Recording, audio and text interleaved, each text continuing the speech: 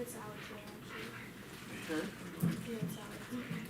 They're so cute with you. They'll let me know when they have vegetables, both the girls. Or Did they tell you your grocery asparagus last week? no. Or they'll be like, Daddy had water. Or we'll send you pictures and stuff. It's really cute. They drink at least 2 sandwiches during school. It's just like your sister. Just can't lose weight. You haven't. I was in Italy when that latte moto frappe thing that you get every morning.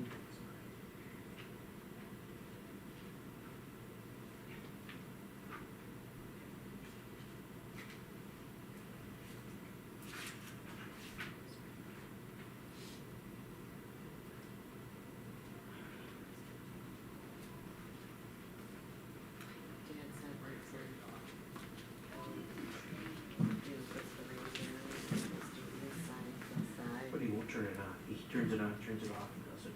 But still, I mean, it's We're still, getting there. it's the right. Yeah, we're on the right path.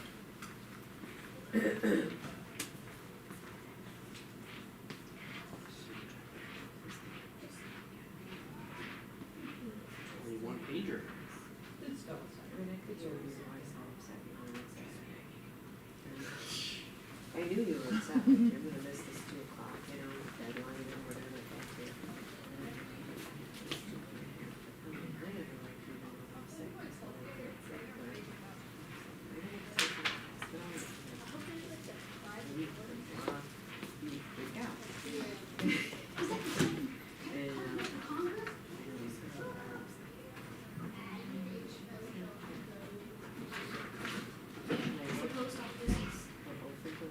Okay, mic check. This is mic number 1. Mic number 1. Check, check.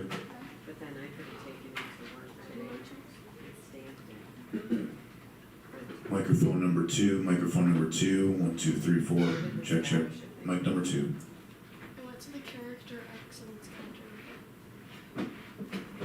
Council in Western New York. We did multiple Microphone number 3. Super mic. Mic 3. 1, 2, 3. 1, 2, 3. Check, check. little under 2 here. But my letters of rec were good. Mic number 4. President mic. Mic number 4. 1, 2, 3, 4. 1, 2, 3, 4.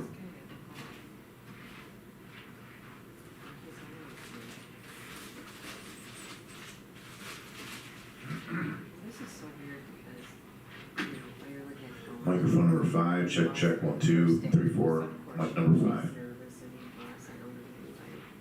And the bus driver, would make her go in the corner and there's nobody else. So he says to her, Microphone number 6. Microphone number 6. 1, 2, 3. 1, 2, 3. There's nobody here, I'll pick you up in your driveway. And I'll drop you off in that driveway, so you don't gotta. Podium mic. Podium mic. 1, 2, 1, 2. Check, check. 1, 2. Podium mic. Okay, so. 1, 2, 3. All right. For Jerry, I guess like it's. I was talking with Alyssa about the superintendent dinner or whatever.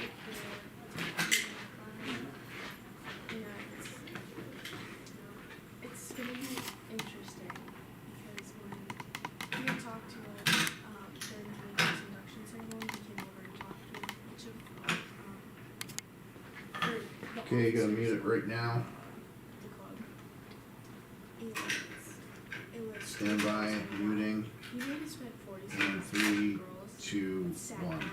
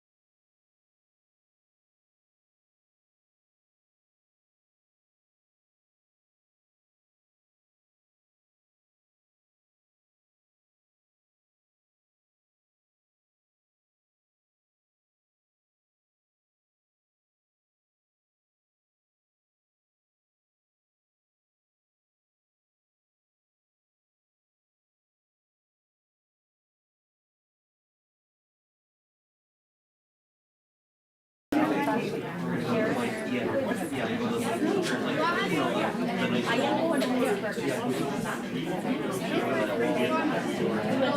mall wall. $10,000. Yeah, the mall wall. Hey Jim, how's it going? Good, how was that? And you once when I was like 2 years old and I saw you walking around.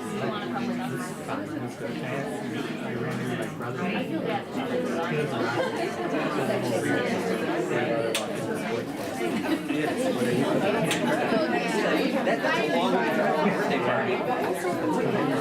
yeah, I would tell you. Sorry, people are not making that one. you could have gotten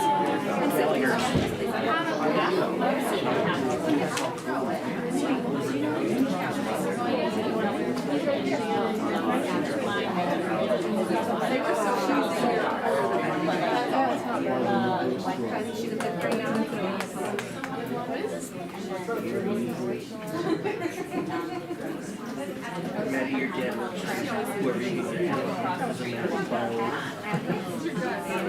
when they let us go, we're gonna do all the teachers' kids in the Viking Mall by the Vikings. Yeah, after, yeah. So don't run out or whatever. We're trying to get all the teachers' kids there by the Vikings. Thank you, Maddie.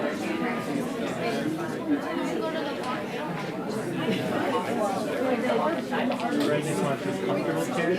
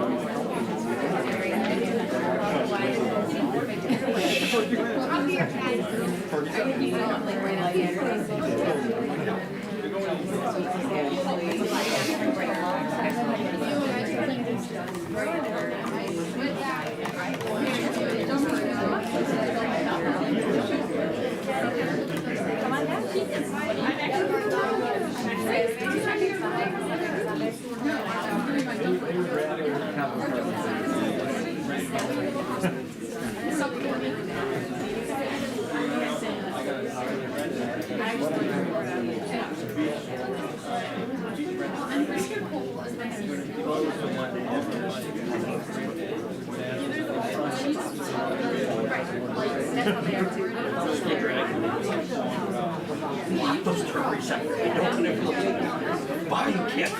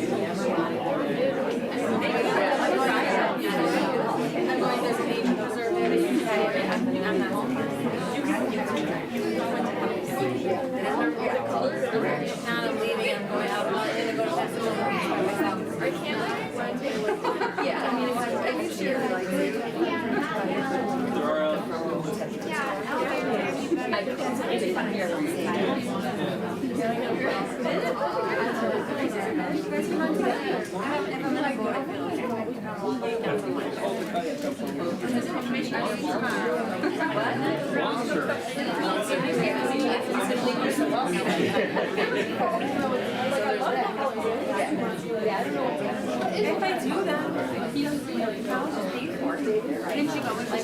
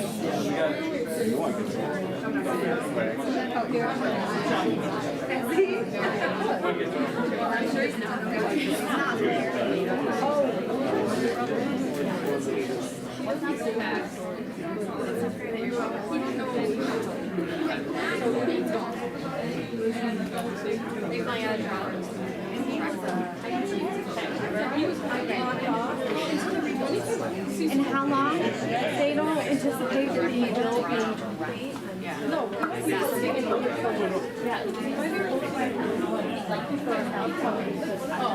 My flight's more expensive.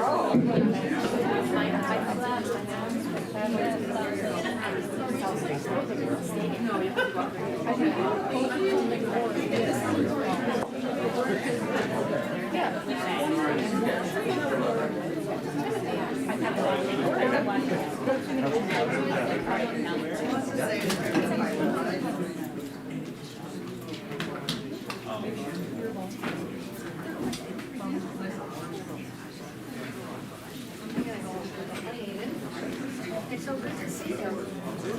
I always have to see you. And, happy that you're here. Hi. How are you? I'm good. How are you? Nice to see you too. Well, looking forward to hearing from you and I can reach out. Hey, if you can be redemption, you can definitely do this.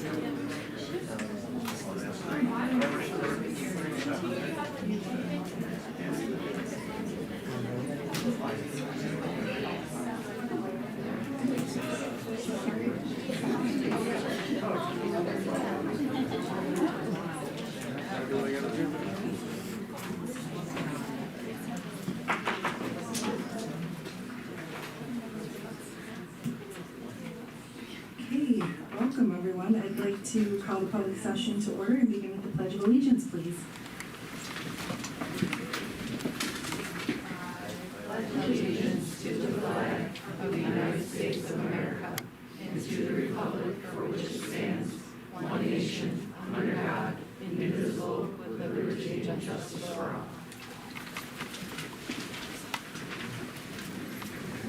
Okay, roll call this evening. We have Roger Broker, trustee.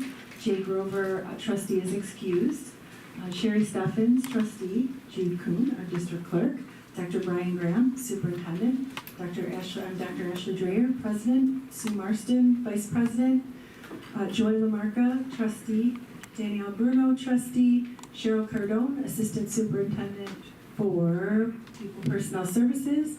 Dr. Robert Merkel, assistant superintendent for school business and finance.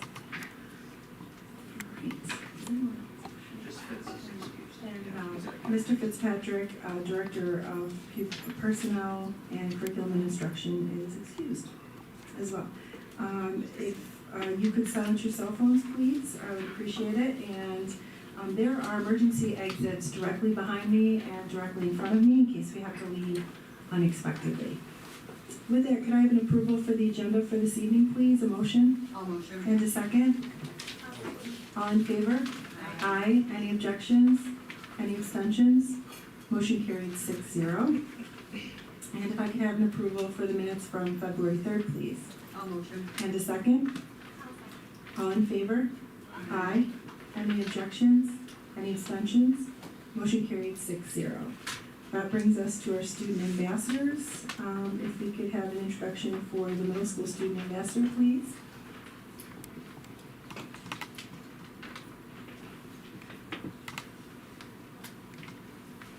I believe we have Jacqueline Worth, right? Hi everyone, I have the pleasure of introducing Jacqueline Worth to you this evening. She's an 8th grader at VCMS who is the public relations liaison for the student council, and she's also a web leader. She plays lacrosse, is on the JV cheerleading team, and does cross country in addition to chorus, and she was just participated in All County over the weekend. My name is Jacqueline Worth, and I'm the middle school student council public relations liaison.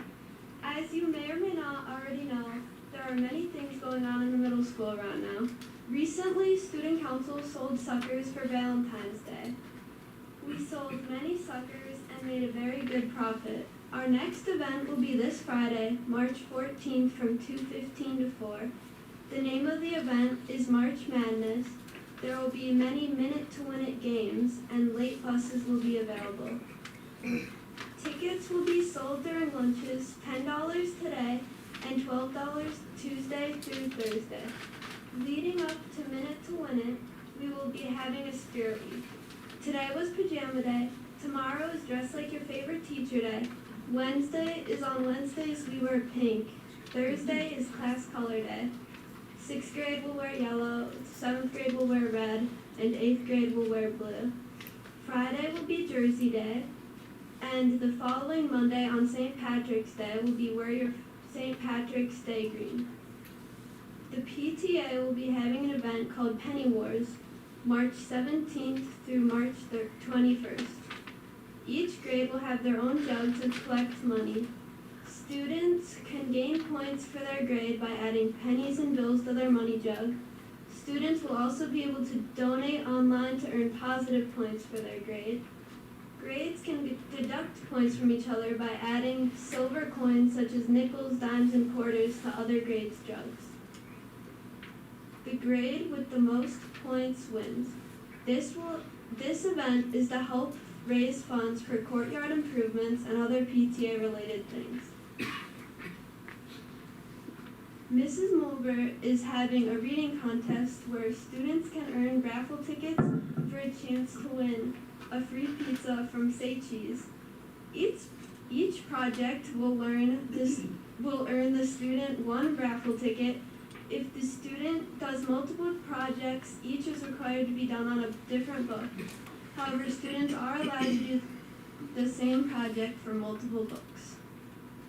This project that students will be able to create are a book scene diorama, a comic strip summary, a book trailer, a word art poster, a travel brochure, a board game design, a character survival guide, a book-inspired recipe, a book review podcast or video, themed bookmarks, a new book cover, or they can rewrite the ending.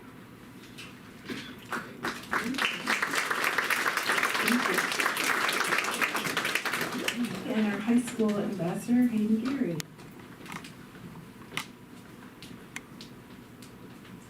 Good evening. It is my absolute pleasure to introduce Hayden Gary. He is a senior here at the high school. Hayden is involved in many after-school activities, but you probably see him at our school store where he is the general manager of Casey's Corners. He also is in the community as an assistant manager at TOPS, so you might see him there on your weekend travels. He's also been involved with DECA. He plans to study at SUNY Niagara for a business degree before he goes to mortuary school. Thank you. Hayden, is it true everybody's dying to get into mortuary? Please continue. Thank you. Can't comment on that. Good evening. My name is Hayden Gary, and I'm a senior here at Grand Island High School. I'm honored to have been selected as tonight's Student Board Ambassador for the high school this month. Tonight, I'm very excited to share some amazing news with you about upcoming events and student accomplishments. This week, our Grand Island High School students and staff have been participating in Clash Week. Each day is a certain dress-up theme in which the class with the most people to dress up gets the most points. Today was Blue and White Day, where the whole school showed their school spirit. Tomorrow, Tuesday, will be Holiday Day, where everyone will dress up like it's their favorite holiday. Wednesday is Welcome to the Jungle Day, where students dress up in safari gear, or if they want to, dress up as their favorite jungle animal. Thursday is Bikers versus Surfers, where students will show if they are Team Biker or Team Surfer. Finally, Friday is Class Color Day, where students will show off their class colors. Freshmen wear yellow, sophomores wear red, juniors wear green, and seniors wear pink. Also, during the day, there will be an ultimate game of rock, paper, and scissors happening during pastime. Each student will be given a necklace at the beginning of the day. You'll win a game during pastime, and you win that person's necklace. The class that has the most necklaces at the end of the school day will win that day. Over the weekend, for Youth Art Month, students who love art and potentially want to learn more about it attended Yam Fest, the K-12 District Art Show at the Community Center and Nike Base Park. There was also an opportunity to make art in the studio as well. Also this Friday, the World Language Department is excited to host our annual Salsa Night from 4 to 6 p.m. A great opportunity to learn Latin dances and culture and enjoy food from La Divina Tacos. I encourage you to sign up. There are so many spots available. The deadline was extended. I'm not too sure what that was. It's only $17 and you get a choice of 2 tacos, chicken, beef, or veggie with chips and cheese and churros with chocolate sauce. So don't miss out. Afterwards is Clash Night, where the final battle of the classes takes place right in the main gym at 6:30 to 9:30 p.m. Fun events will take place such as tug of war, mattress relay, musical chairs, and much more. Also happening this week, the class officers, like the VCMS, are currently going around during the day with big water jugs in their class's color to collect spare change for Dakari Jackson Jr., a senior at Tapestry High School in Buffalo who was recently diagnosed with acute B-cell leukemia. Last week, the Grand Island Law team also dominated the courtroom Saturday morning in Buffalo City Court. The team contributed to brilliant objections and arguments against Depew High School, and congratulations to the team for a great performance. Recently, the Grand Island boys varsity basketball team pulled off a great season this year. They had a 21-2 overall record with a league of 10-1, putting them at the first place spot for their A1 conference standings. They were also crowned NFL champs for the first time ever and ended up 3rd in sectionals overall.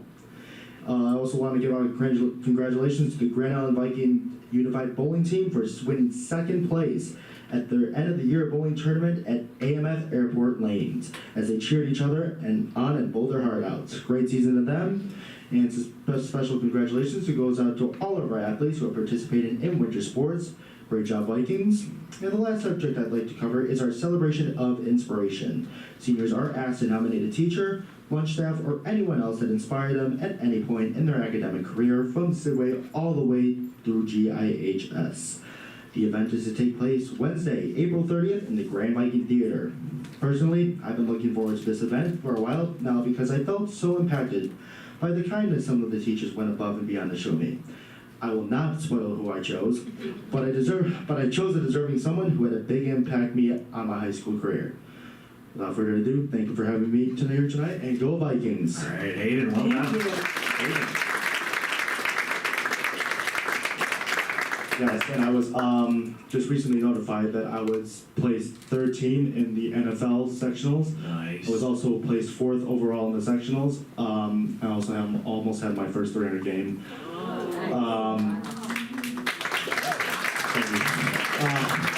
Yeah, 4th game, 9 strikes in a row, and then I left single pin.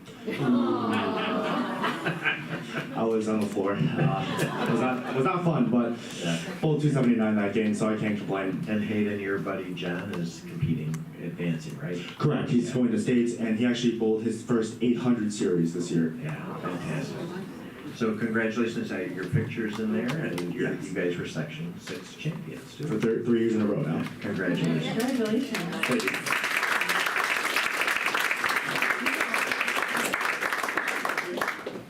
Okay, moving on to our correspondence, recognition, and good news. We would like to recognize our Grand Island High School academic top 10 for the class of 2025. All right. Mrs. Kretzardi, come and Come share the good on news. down, Mrs. Kretzardi. From way in back, standing alone tonight. Good evening, Board of Education, Dr. Graham, and District Administrators. This evening, we are proud to recognize our Grand Island High School academic top 10 students for the class of 2025. These students have demonstrated exceptional dedication, perseverance, and commitment to academic excellence throughout their high school careers. Their achievements are a testament to their hard work, intellectual curiosity, and their passion for learning. Beyond their impressive GPAs, these students have balanced rigorous coursework, including AP courses and honors classes, while also excelling in extracurricular activities, leadership roles, and service to our school and community. Each of these students has made a lasting impact on our school, and we have no doubt they will continue to achieve great things in their future. I'm going to ask that each student, it's a full house, so I'm going to have them come up front. There isn't a whole lot of room by the podium, But if each of you could please stand and come up front and join me. We will start with Madeline Gallagher.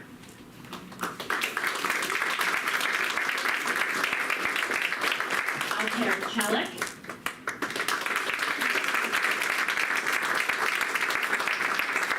Haley Green.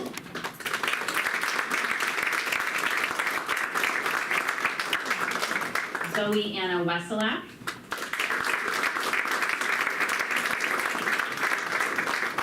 Anna Cipoletti.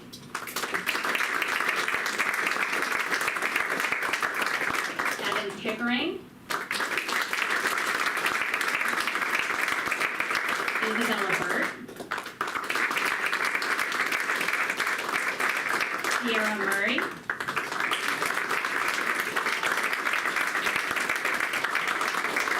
Kaylin Ash.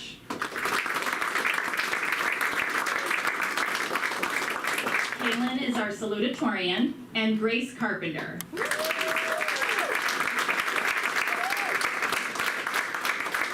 And Grace is our valedictorian.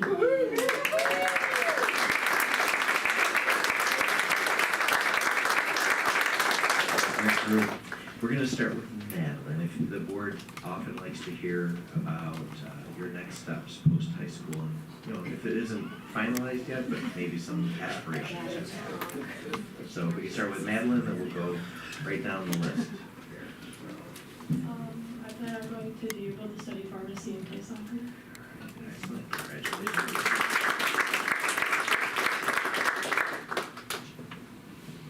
I still have yet to make a choice, but I'm planning on studying engineering. Excellent. I'm unclear what college I want to go to yet, but I also plan on studying engineering.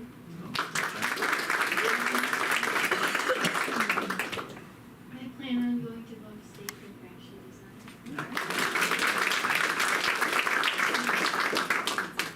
I also don't know where I'm going yet, but I plan to study education.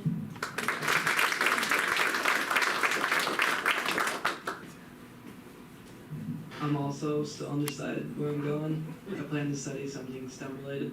Excellent.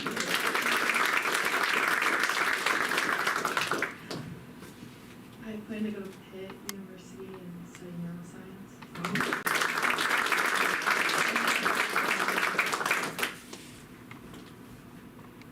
I plan to study nursing at Mount Aloysius College and play Division III lacrosse.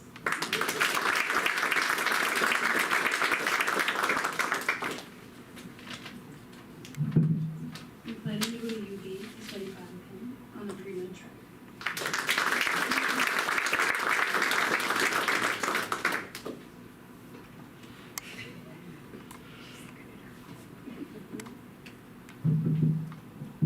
I'm gonna attend Houghton University and study biochemistry.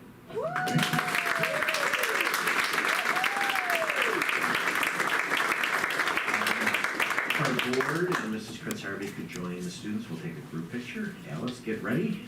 Larry, I think, is here.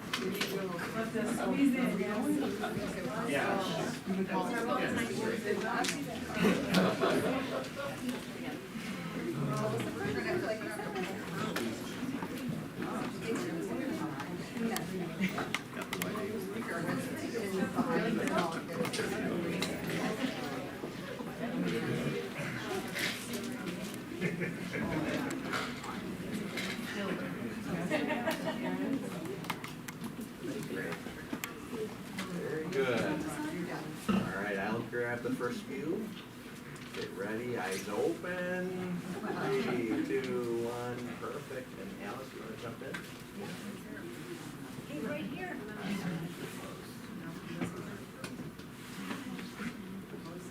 Get it back up.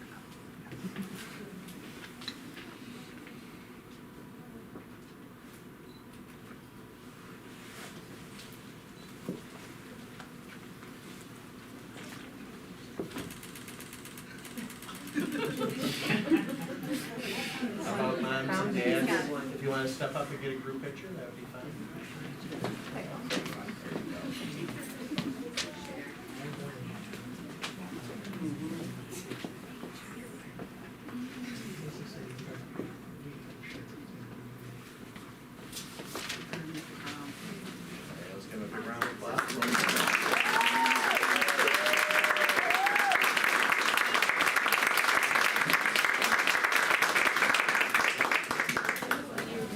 asked Mr. Austin to get a nice group photo out by the Viking head for all of the students as well.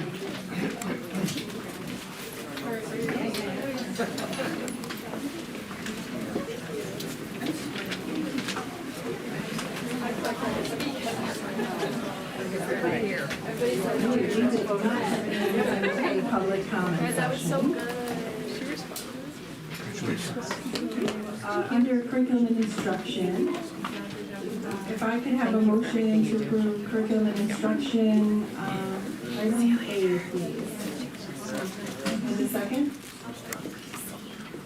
All in favor? Aye. Any objections? Any abstentions? Motion carried 6-0. And now we have some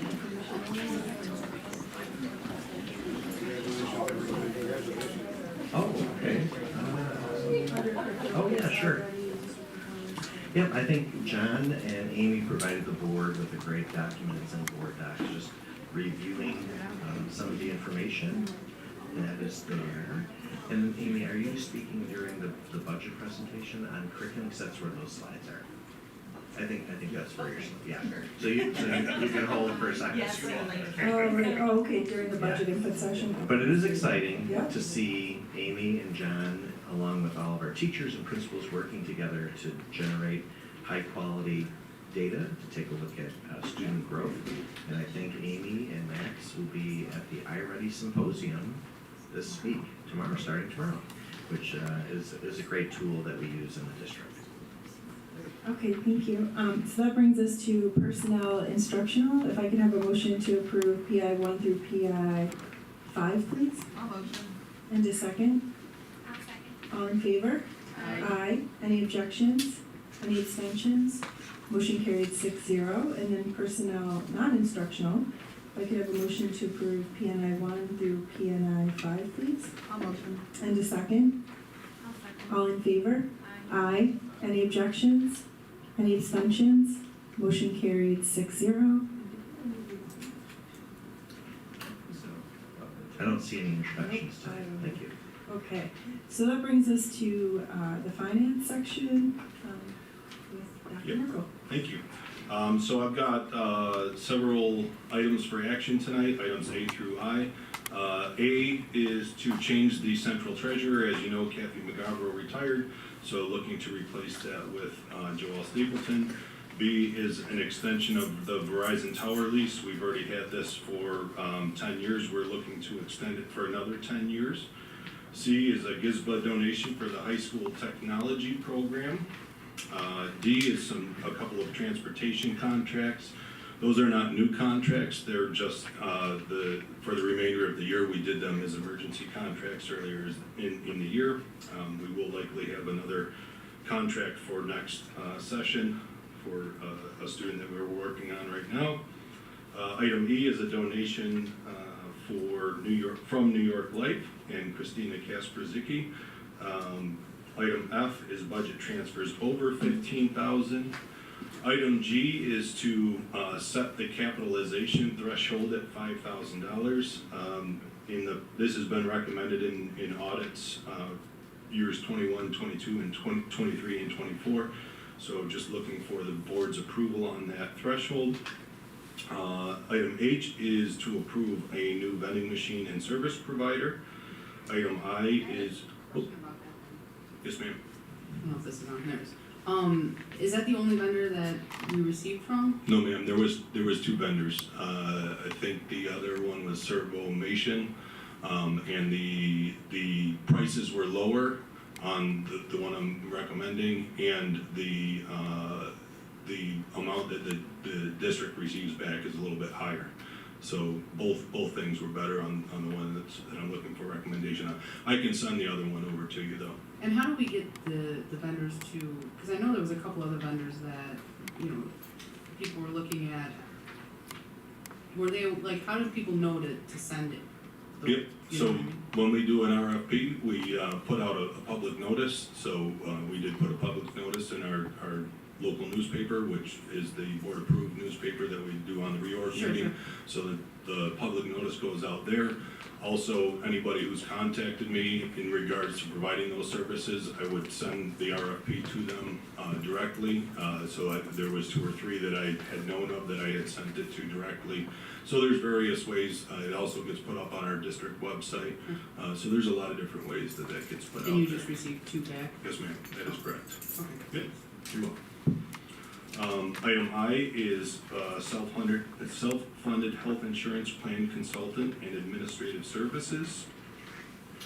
And those are all of the action items. Any questions on those items? I just have a couple of things. I just wanted to make a public comment on the threshold. That's up from 500 to 5,000. I think we may have had conversations about that in the past too, where 500 was just too low on the capitalization. So, and I just also wanted to mention on the self-funded health insurance, we did receive help me with words, this afternoon, we did receive all of yep. All of the RFP responses. All of the RFPs Yep. to read through. I did read through those today. I just wanted to note that we did see that they are not attached here, but the board was privy to the information that they received to make their decision. And I just wanted to just kind of ask, you know, what Lolly had, above everybody else, and Yep. really kind of what led you in that direction. I mean, I noticed when I looked through, they seem to be the local company, and their fees, they seem to be like one fee, and it didn't look like they had a bunch of the add-ons, right? So Correct. I kind of liked that about that, but I was just curious as to what the committee felt as a whole and why we went in that direction. Yeah, so I'd be happy to respond to that. So, Just you know, quick, doesn't have to be yep. anything. Similar process, you know, I had several people reach out to me in regards to this specifically, so we put the public notice out. I sent the RFP out to all the people that had reached out to me and said, hey, you know, the RFP is out now. So we received 5 responses back. We worked with the committee to interview those five teams. I sent out some questions that were developed with our internal committee. And after I sent out those questions, one of the brokers did withdraw, and they felt that what they had to offer wasn't in alignment with what we were looking for. So we interviewed 4 different brokers. The incumbent, you know, there was some frustrations with them, so, you know, they were eliminated pretty quickly. The committee didn't feel what they had to offer was enough to overcome, you know, their past history with us. They're also merging with another local company, so that was part of the decision to not decide on them. But at the end of the day, it was kind of really close between Lawley and USI, and we felt Lawley was, you know, much more familiar with the local market. They have most of the local school districts was self-funded, and so that was ultimately what led to the decision at the end of the They day. had more of the local districts. Correct. I forget which one was primarily Rochester, Yep. and then the other ones looked like they were out of here. Correct, So- yeah, so, you know, after the interviews, I myself reached out to some of my colleagues in different districts to get references on all of these firms. The unions that were on the committee also did the same, and, you know, we shared that feedback in a meeting after the interviews, and ultimately, all these where we landed. Right, Just curious. absolutely. And Dr. Merkel, could you, for the capitalization threshold, again, for those board members that weren't at the facilities meeting, we did discuss this at the facilities meeting regarding the stoppage of work and change orders and things like that, to just go over why the increase? Yeah, so that's a little bit different at the capital meeting. So that has to deal with the capital project. But the capitalization threshold is, so when certain items cost a certain amount, when we do our annual audit for the district's financial position, currently anything $500 or over would be capitalized per the IRS policy. So that value would be decreased by a set amount every year. So rather than having everything at $500 and having to go through that exercise with both our internal staff and the auditors, we want to raise that a little bit. It just makes more sense, you know, this This is something different than correct. that, then? It's Yes, ma'am. something- okay. Yes, correct. Thank you. You're welcome. And then it's fine. It sounded like the vendors will have the healthy option so that they can be open all day long, is that correct? We are gonna still have that conversation, but yes, if they're able to meet those guidelines, I had a real quick passing conversation with him. He discussed having one vending machine with just healthy options, that it would be, open all day except for during Lunch, meal yeah, of periods, course, yeah. As long as there's only healthy options in there. Right, Yeah. and then, is this gonna be in the high school and the middle school, or just the high school? It's been a few minutes since I put out the I'm RFP, sorry. but it was all outlined in there, Right. like, so this would be machines throughout the district. So I think there's drink machines at the elementary schools, I believe there was one snack machine at the middle school, That's two correct. snack machines at the high school. Okay, thank you. But we'll adjust, as necessary, we can always add more machines too. Yeah. Okay, are there any other questions? All right, if I could have a motion to approve finance A and, is it A and I? A through I. Okay, so the A through I, please. I'll motion. And the second? Second. All in favor? Aye. Any objections? Any abstentions? Motion carried 6-0. Thank you. So items J through N are all informational, which leads us to O, the second draft budget input presentation. Very good. So, as always, we thank the board for the hard work each year to build a budget and to guide us along the way. Some things have changed in the past, our board is well aware of that, but our mission statement has been modified during the last strategic plan. So it says our mission is to inspire each student to achieve their highest potential by honoring their unique pathway, and that was specifically inserted into the mission during the strategic plan. Fostering academic excellence, personal growth, and social responsibility have been the staples and the foundation of our mission all along. But we're very pleased that we're focusing on unique pathways, and we thank the board for their guidance in that. Budget goals really haven't changed in the 9 years that I've been here. We want to honor and develop a long-term sustainable budget designed to provide the best diversified program, UPK to grade 12. We're always seeking to retain all the community-mandated student programs and activities that have existed, and we always strive to protect the fund balance. These are the strategic plan goals that have been approved by the Board of Education in December. They're here for your review. We're very fortunate that we have a Board of Education that believes wholeheartedly in each of these goals, and in particular, student well-being. And as we've been working through this budget development process, it's a lot of work in our business office, and it starts very early, probably starts, well, even before December, getting everything ready for the board's purview now and in the future. So we thank the business department for their work. And we're not done yet. We will meet again on March 24th to review the third iteration of the budget and continue to modify it as the governor's final budget presentation is adopted by her and the Assembly and Senate. So we hopefully will see that before the 14th. I think April 1st is usually the deadline, and so we will have a special meeting on the 14th to review any of those changes. And then the last regular scheduled board meeting to adopt the budget is the 22nd. So we hope to have that adoption occur on the 22nd with a public hearing on the 6th, and then the vote on the 20th. So it's going to be very busy as we move through this.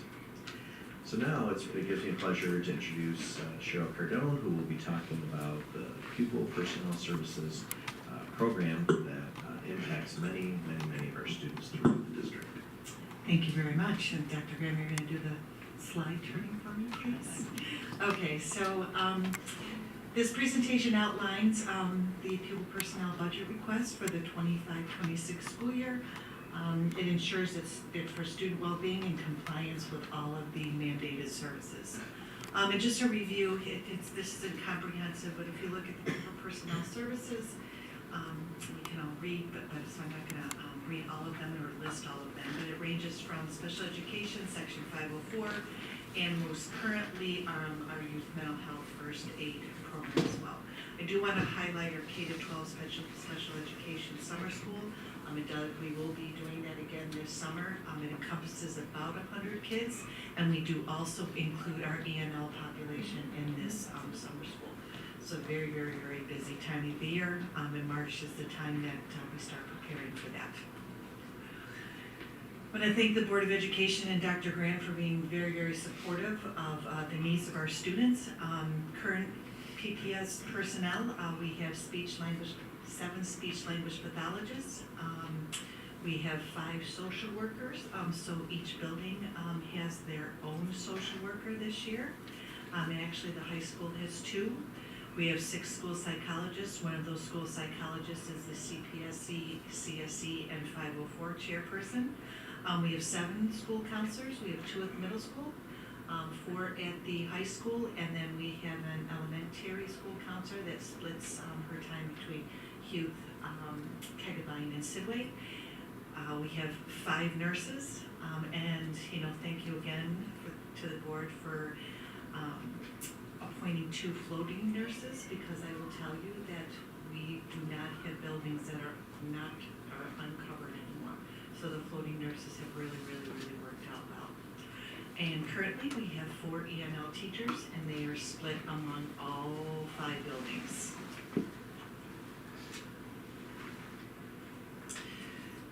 So this year, my requests are as follows. I am requesting that we have a full-time ENL teacher, an extra, to help with our increase in population, a TOSA for behavioral support, and also a Viking Voyage summer program. I'll be highlighting the first 2.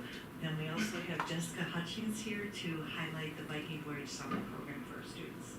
Is there a specific building you have in mind for the the first?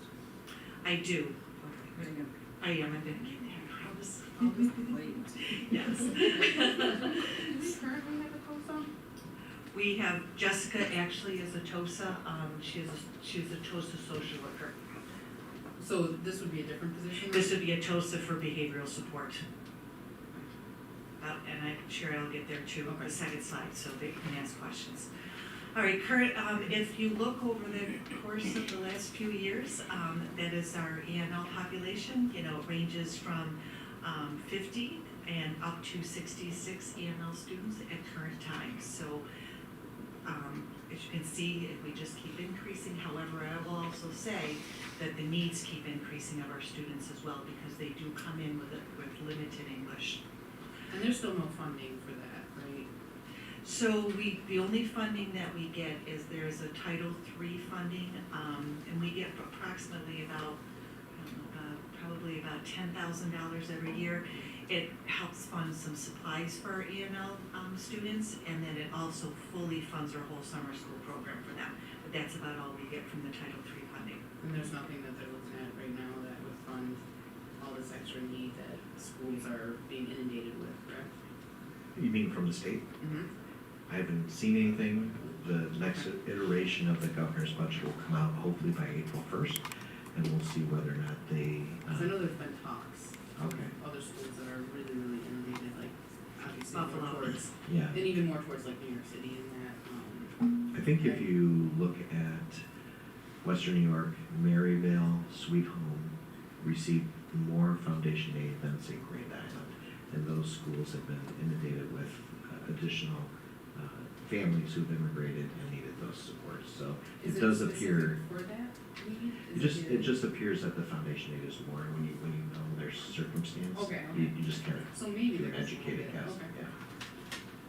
Yeah. Right, so our current state of our ENL population, just to summarize, we have high school and middle school students that are missing ENL support. However, they do get dual support, so we are servicing them as special education.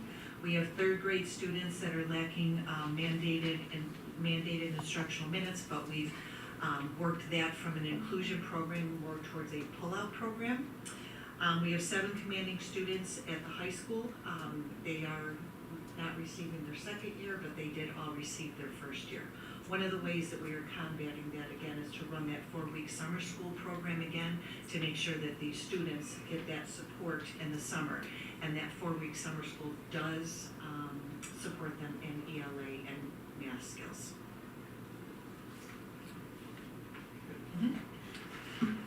So, as Sue asked a couple minutes ago, you know, what I'm looking at, or what we're looking at, or what I'm requesting is that it would be ideal if we could have one ENL teacher at every building.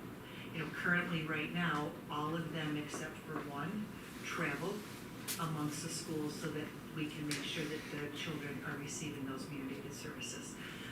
This way, all of the students would be receiving their mandated services, not only ENL, but special education as well for those students that receive both.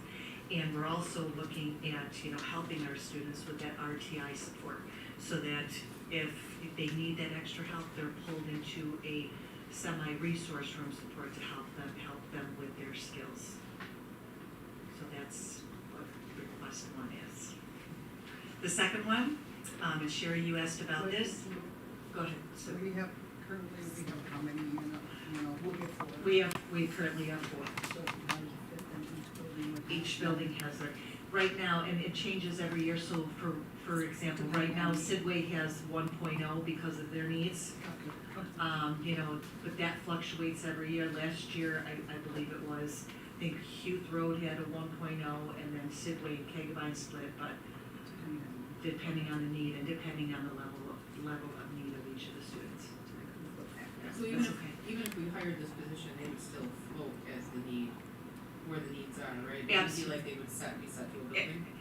Yeah, well, 2 things. Yes, it would be nice if they could each be assigned to a building to start with, but absolutely. So say if the high school didn't have the need, Right. you know, then that high school's teacher would then actually float over to Kegabine to help with the extra need. Again, we just make sure that the teachers are floating to where that need is every Right. single year, so. All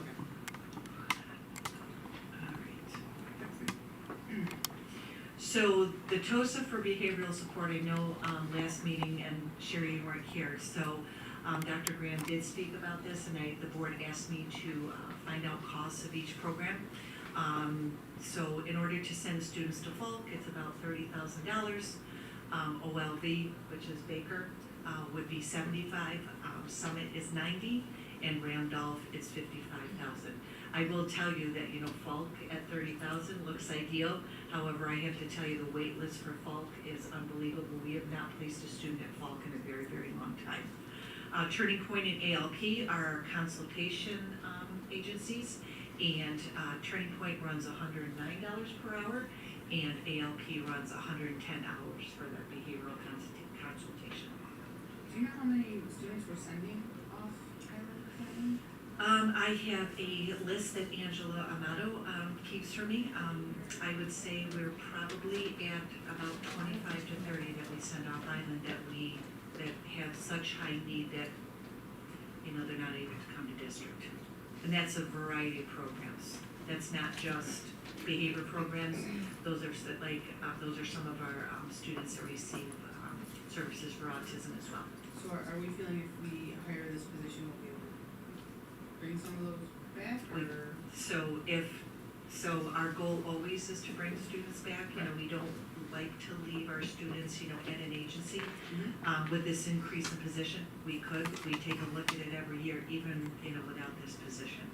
The issue, one of the issues is that this person that I'm asking for, and I'll get to this in a minute, is to really start looking at those tier 1 and tier 2 strategies in the classroom, so that the teachers can have those strategies on hand, so that we can keep our students, you know, in the classroom instead of, you know, sending them out to Brett, having Brett push in, so that we can reduce some of those services, so that we're not at that point where Brett can't service them and then we have to send them out as well. So is this person almost training some of the teachers on what to initiate? Yes, Okay. yes.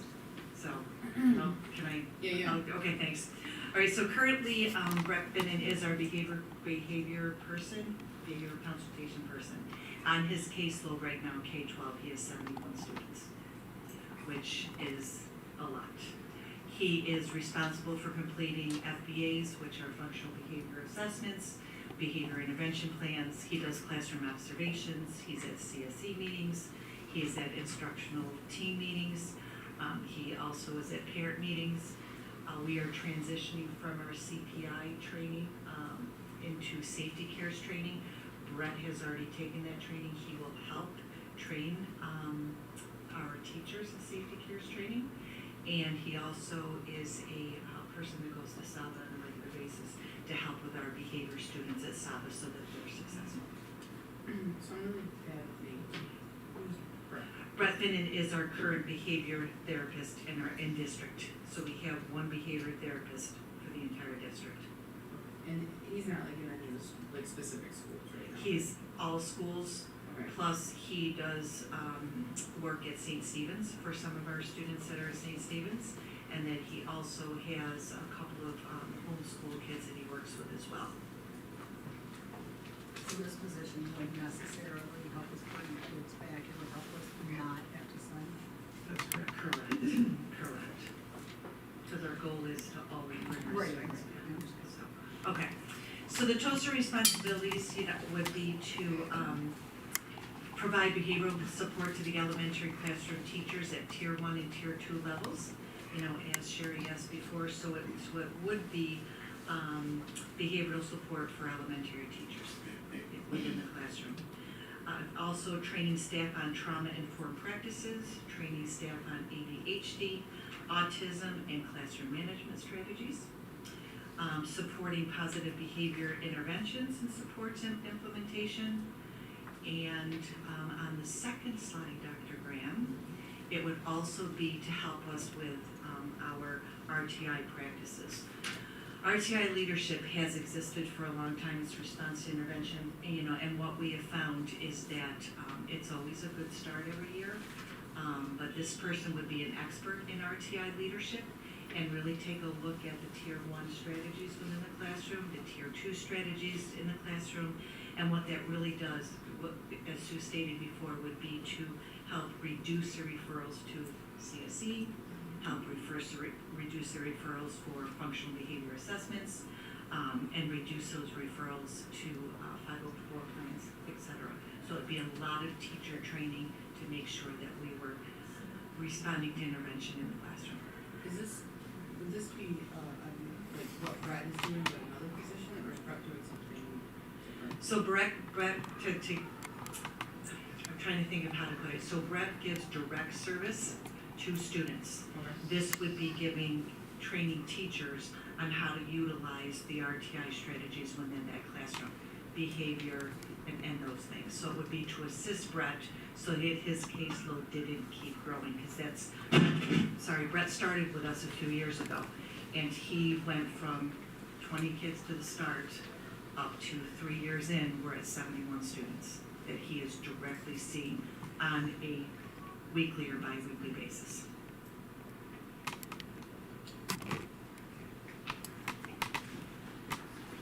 Any questions on the ENL or the TOSA?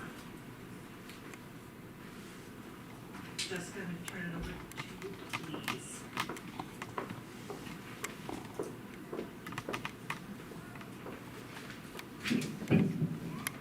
Good evening. Thank you for allowing me to be here. Cheryl, thank you for asking me to present this program. The Viking Voyage Summer Camp is a program that is designed to work with students incoming grades 4, 5, and 6 over the summer to provide them with an opportunity to have a continued connection with a support person from school. What we know is that we've got a real strong group of kiddos who could really benefit from having that support. They leave school at the end of June and they don't come back until the beginning of September, and they go without those connections that they've become very, very dependent on. So the goal of the Viking Voyage Summer Camp is to provide a supportive environment for those kiddos to build resilience, foster a growth mindset, and learn self-regulation skills. This particular summer camp curriculum was modeled somewhat after the SEL summer camp that I ran during the COVID pandemic with middle school students. And during that summer camp, kids were given the opportunity to create a coping skills toolbox. So every session that they came to for the summer camp, they did some type of hands-on activity that taught them a coping skill. So they made glitter bottles, they made stress balls, they did vision boards for themselves, and everything fit in this toolbox. So my hope for this summer program is to continue with that toolbox and to also give students the opportunity to practice the coping skills, The summer camp would be facilitated by some of our mental health professionals within the district. We have 3 who are interested. And the students would come twice a week over the course of 4 weeks. They would work with the facilitator from 9 a.m. till noon, and then we would have the opportunity to provide them lunch as well. We have the opportunity to work with the Niagara County Youth Bureau on their, let me get the wording right. It's their schools, their summer food service program. And they provide lunch and a snack to our students through that program at no cost. Breakfast too if we want it. So we would provide transportation to and from this summer camp for the students via school bus. That's part of what's written into the budget for it. So we would work with 36 students tops. Those 36 students would be identified by the mental health professionals within each school building. So we would have a cohort of incoming 4th graders, a cohort of incoming 5th graders, and a cohort of incoming 6th graders. Those cohorts would work independently throughout the camps and also in large groups where the activities allow for that. So the proposed budget includes the salary for the facilitators, the transportation for the students, and all of the supplies that are needed for the summer camp. And the outcomes of the camp would give the students the understanding to practice resiliency and self-regulation skills, to build confidence in managing their emotions and overcoming challenges, and they would leave with that hands-on toolbox that they could then use to implement those skills after they've completed the camp. Was there a reason you picked 4th, 5th, and 6th grade? Those students tend to really be dependent on the support that is provided by the mental health professionals in the schools. I think that they are also at an age developmentally where they can really learn those skills, become comfortable practicing those skills, and then implementing those skills. I think it can really have a stronger impact on them at those ages. And I think too, starting with a small group this year, obviously just like we did with, the summer school and a special ed summer school, and then growing it to see how the program works, might be a really good idea as well. If we were gonna expand it later on. Do you feel like out of the 71 students, it's kind of heavier on those 3 grade levels, or is it like all over with the needs, and you just wanted to focus on this year? I just wasn't sure. So I would say that it's a larger group. Okay. Absolutely. What ages will we have in the summer school program this year again? Will it be? So K to 12. Okay. We have K to 12 summer school for special education, and then our ENL group, Ashley, is probably K to 7, dependent on need, every single year. So how would this impact if there's 4th, 5th, and 6th graders that also need summer school? How would this impact their ability to participate in this, or how will that work? Cheryl, do you want to answer that? If they need both. So if they needed both, so if they really needed both and wanted to participate with both, we would have a meeting, with the parents to just decide. So for instance, if there was a 4th grader that was in a self-contained class that ran all day long, right, from 9 o'clock until 2. We could offer, if they wanted to participate in the summer mental health program, we could offer services to them outside of that program, such as See It, such as speech, OT, etc. So we would make it work if they really wanted to attend both. I'm not sure that we'll have a lot of bleed over, but we may just have a touch. So we work it out from there. And we would be responsible anyways if it was on their individualized education plan and they were attending the summer special education program. If they had counseling services on their IEP, we would be responsible for implementing that. And this would cover that, you think? This is, there's 2 different things. The regular special education summer school program, if there was a 4th, 5th, and 6th student who could qualify for this new program, but they had on their IEP counseling anyways, they would get that in the special ed program, which runs 5 days a week for 6 hours or so a day. They would get those services. This is over and above. This is a different group of kids. So this is till noon, right? Though this will end at noon, after lunch it ends? The programming would go till noon and then they would have lunch. Okay, and then, so I guess my question too is, if there was bleed over and there was a couple kids that did qualify for both, would they be able to stay for that, the rest of that day to get Like if they qualify for summer school, would they still be able to have summer school after that? I don't know how that works, like if summer school goes till 2 or. Summer I'm just school, thinking it might yes, be a summer school question. goes till 3, yes. Okay. So I mean, again, we would take a look at, you know, the mandated services on the IP and, you know, if they wanted to, you know, we make accommodations for kids all the time. They wanna do double stuff, so. Thank you. I have a question in a different direction. So I see Teresa there. Do we have trouble getting bus drivers in the summer? I have to ask. Yeah, and it's a good question. I never know exactly how many. I have been talking to some people, it seems like there's some interest again, but Okay, good. as people start to retire, they start to drop working in the summer, or considering working in the summer. I have yet to not fulfill a position, but typically even my substitutes or people who just began, I get them in and working. So, this incorporates, 4 or more drivers, 9 to 12, 2 days a week. I can't intermix the kids of special ed and the regular, this wellness program. I couldn't be able to do it. I'd have to have 4 or more bus drivers, and probably not attendants, not an additional 10. I don't think they need that, but. So we need 4 buses to for cover- 36 kids. Yeah, large buses, because to cover the whole island. Gotcha, yep. I need at least 4. Yeah. Yeah. I understand. I'm just, No, great question, yep. I had questions along their lines, but that's why the question just. I didn't hear, what facility, what location will this be done The middle school, high school complex. at? Okay, so, and are we combining the grade levels? So would they be in the same room together, like 4th and 5th graders, 5th and 6th graders? So we have 3 teachers, you know, that are committed to working in this program if it's approved. So I believe that they would split them up. Yeah, the cohorts would be by grade level. Okay, alright. And would it be like with the, summer school programs going on at the same time, that wouldn't be any sort of distraction one to the other? We have, the middle school, high school complex has lots going on in the summer, even community ed is here in the summers too. There's swimming, there's, high school, summer school. I mean, it's a busy place in the summertime. Thank you. You're welcome. Just wanted to add one more thing about the TOSA, please. So Sue, you're right, the program is to keep students, from attending outside agency schools. But Sherry, to your point about bringing them back, I think this extra person, when we do bring back our students, one of the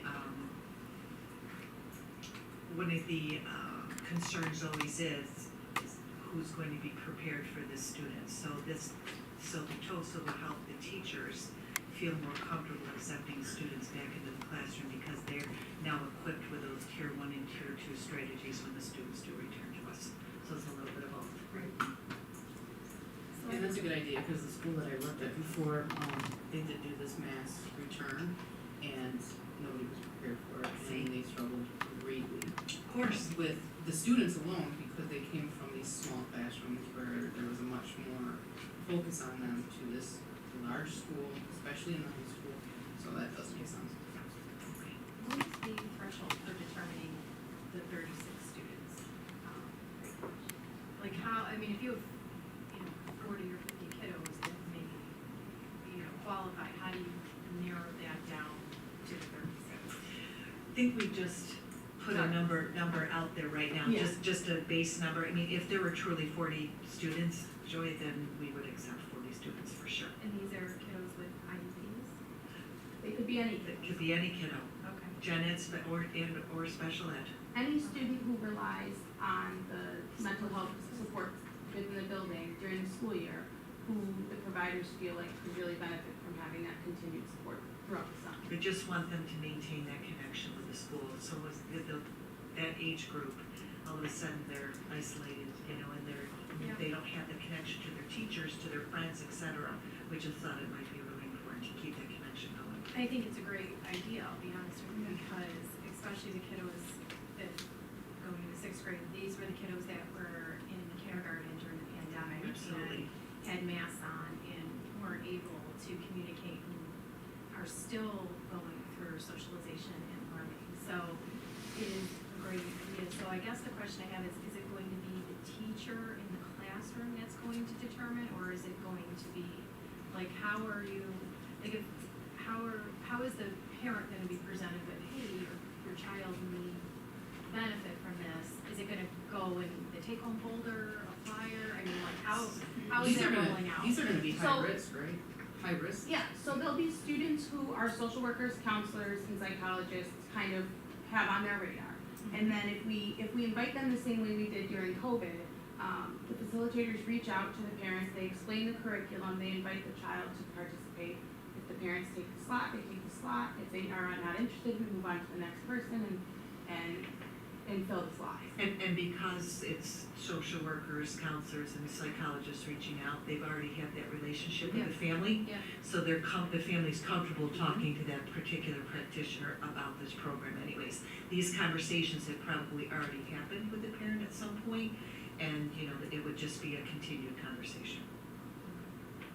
And by removing the barrier and providing transportation, then we hope that that increases the opportunity for kids to access this wonderful, well-thought-out program. Based on caseloads, do you anticipate that you'll have at least 36? That would be probably more than, Jessica, probably do you fill have that right away. Do you have a current number off the top of your head of just the number of students that are at family support right now? Oh, geez, yeah, we're servicing, with family support, we're servicing 60 students in the district with mental health counseling, and we've made 80 referrals to mental health counselors so far this school year. So I don't think 36 will be hard to fill, and it may be more if need be. Right. Thank you. It's a great program. Thank All you. right, thank you, and we're gonna invite Amy to come up and share information from our curriculum department. So thank you, Amy. Thank you. John apologizes that he's not here tonight. He's actually at a conference out of town that is focusing on student agency, and he's already sent me a couple videos of starting this conference, and he's so excited about all the things that will tie into the upcoming graduation, the new graduation requirements. So he's very excited about that. I'm sure you all know that John's an intentional leader, and he's developed this lens for curriculum instruction to focus on engagement, empowerment, and belonging. There's been a lot of discussion of the needs of our educational system due to all the impacts of COVID and now with the introduction of AI. So the strategic plan is a living document that will evolve and meet all of our changing needs. So tonight's presentation is just going to be a little mid-year update and progress on the ways that we're aligning to this strategic plan. So this slide focuses on our major curricular focuses for the 24-25 school year. This is not obviously everything that's happening in curriculum, but it's just a little glimpse and some of our most important initiatives. So first you'll see the transition to the science of reading. We've been very fortunate this year to work with Katie Augustine from BOCES. She is very knowledgeable and well-respected literacy specialist in our area. She travels to Albany, she's on all the dyslexia committees, and she has just a wealth of knowledge that she has been able to share with us and help our elementary teachers in understanding the literacy briefs that came from the state and best practices. We were also able to secure her for another 17 days next year, and are looking forward to developing that plan and continuing it on as we go forward. The state, she's gone through the literacy briefs. So this leads us to our focused streamlining of the K-5 literacy curriculum. Over the past 2 years, our K-2 classrooms have added UFly, which is a University of Florida foundational program for explicit and systematic teaching of phonics. We've begun investigating new K-2 programs that will help us vertically align with our 3-5. Our 3-5 have just started a new magnetic program this year, the magnetic reading program 3-5 for comprehension. So we're looking to streamline that and have that vertical alignment. So our office has been creating a district K-12 curriculum map, which you have in your packets. You'll see it's a 5-year, it will be tied to the strategic plan. The curriculum map is like a living document. It'll evolve as the changing measures change. and as we introduce the new graduation requirements. And it'll guide us in making smart academic and financial decisions. The strategic plan is linked right on the curriculum map, so it will be a central part of all those conversations. John always stresses the importance of being intentional in all actions, focusing on engagement, empowerment, and belonging. This map highlights the importance of the transparency and collaboration with teachers and administrators. So in the spring, we will review that plan again. After we add to it, we are adding to it next week with our department, our grade level chairs, and it'll be a continuous ongoing process. But then we'll look towards the summer with our leadership trainings and what we need to put into place for the summer. So the next slide is just a snapshot of where we are now at the midpoint. You all have the midpoint reports, all the full ones. This is just a quick little synopsis of the all the areas of growth as well as our Regents reviews. So starting with elementary, our iReady math assessments that show that 42% of our students are at or above grade level, while 46% are one grade level below. And that's just currently right now. Those numbers will change obviously for the end of the year. All schools are demonstrating high performance in math, and our district is outperforming state and national norms. Another data point is, of course, the New York State assessment, and this data shows a need for improvement across all grade levels. This data can be a little skewed because of our high refusal rates in 3 to 8. So we're addressing the gaps through Ready Math and the MyPath individualized education program through Curriculum Associates. Excuse me. Yeah. Do you know what that refusal rate is? Just like close? Yeah. Like, has it gone down at all since these assessments have? No, It's not high in third grade. At its highest point, it's approaching 50% or less at 8th grade. Has that number come down at all? I'm just curious as to, I know there was a big uproar when they first started. I was just wondering if we've seen any pullback in any higher participation rate. For sure, the younger grades. And if parents are watching tonight at the middle school, please encourage your child to take the assessment. They've done a really good job in creating assessments that are at the grade level and not above the grade level. There's always separator questions, but for the most part, our children do perform very well when we compare ourselves to our peer districts. So it is good information. The trouble with the state is they're so late in getting that information to parents that it becomes a frustrating topic to talk about with families. Aside from that, the great work of all of our teachers and our principals and our curriculum department using tools like iReady for math and ELA and other tools that are baked into UFly and Magnetic do give us those day-to-day checks and help us stay on track. But it is okay to look at our student achievement compared to peer districts across the state. And it does get difficult to do that through iReady. We get some data, but it is good for us to know how we do compare with other districts that are very similar in wealth and poverty and budget size.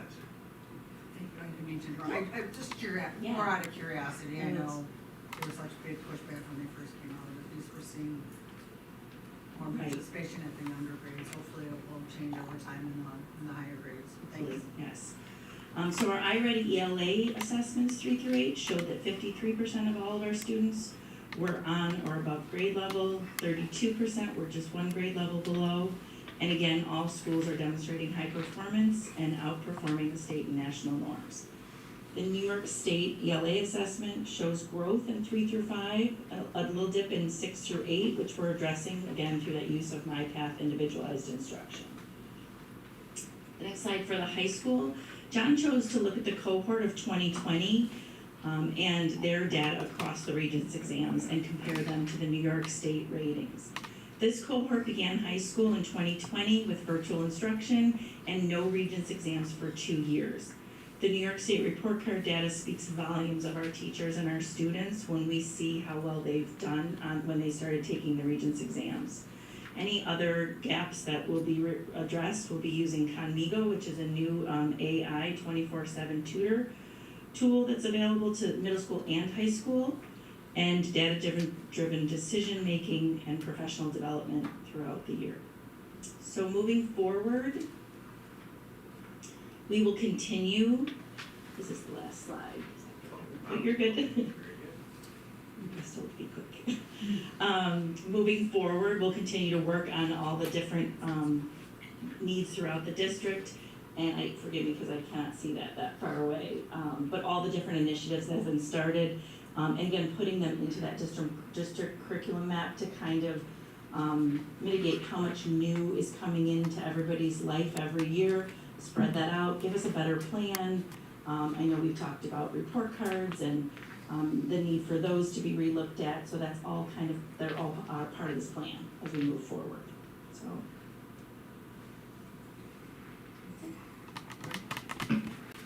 Thank you, Amy. Do we have any students here today? Yeah, they're all there. Do we want to have a natural break and they can come and get their documents signed? If everybody needs to use the bathroom or the restroom, this would be a good opportunity.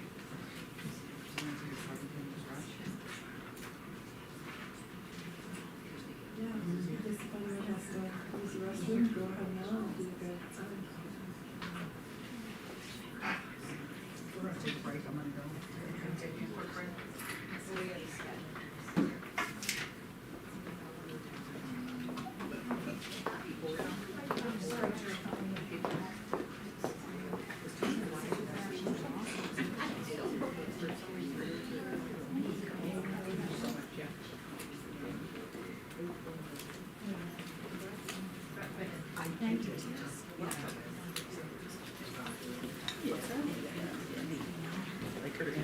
I did, I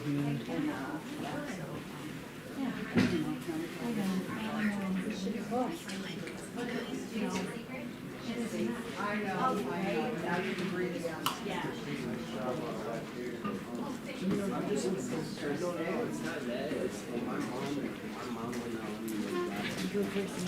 No, I've never. I said like Anthony Jones.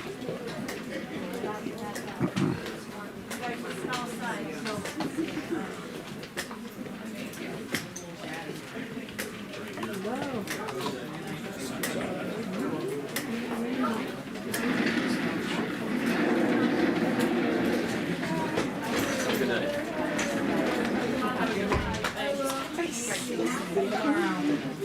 Just like your favorite holiday.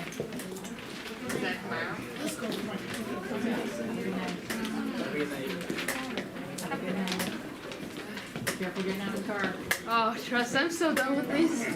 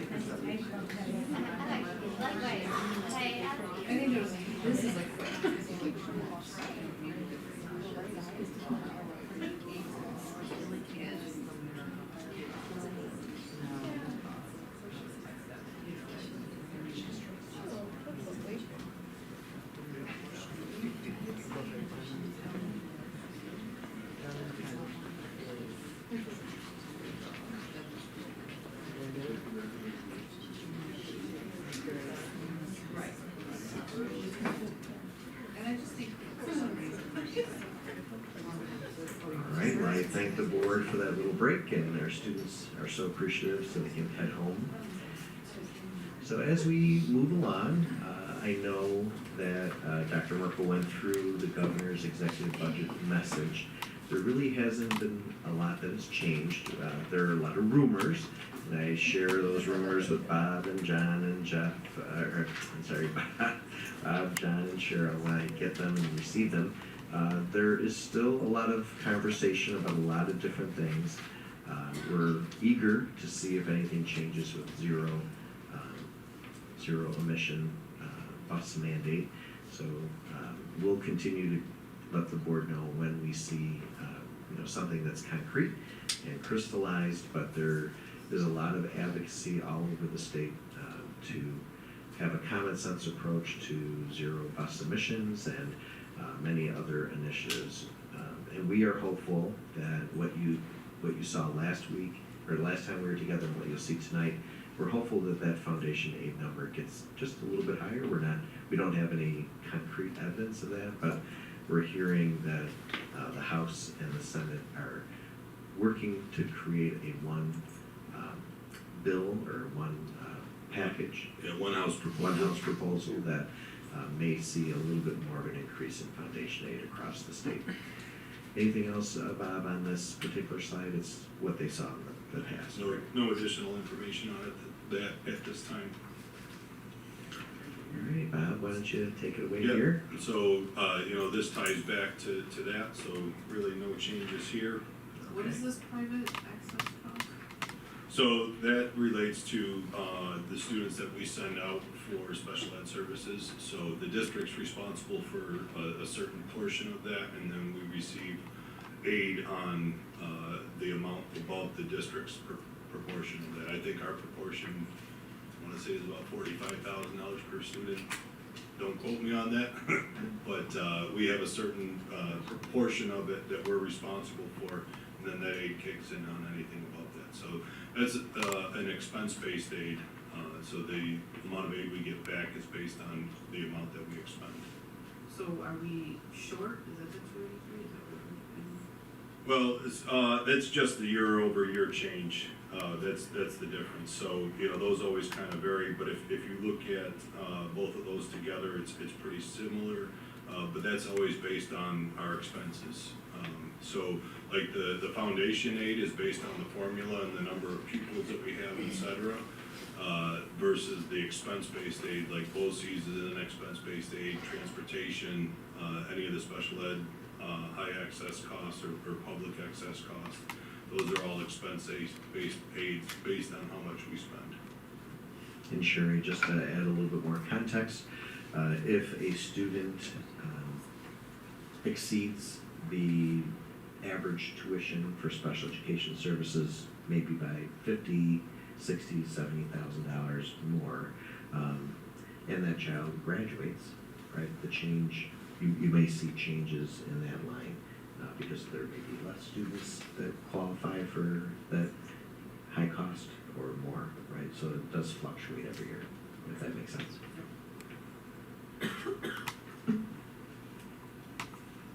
So on to our revenues.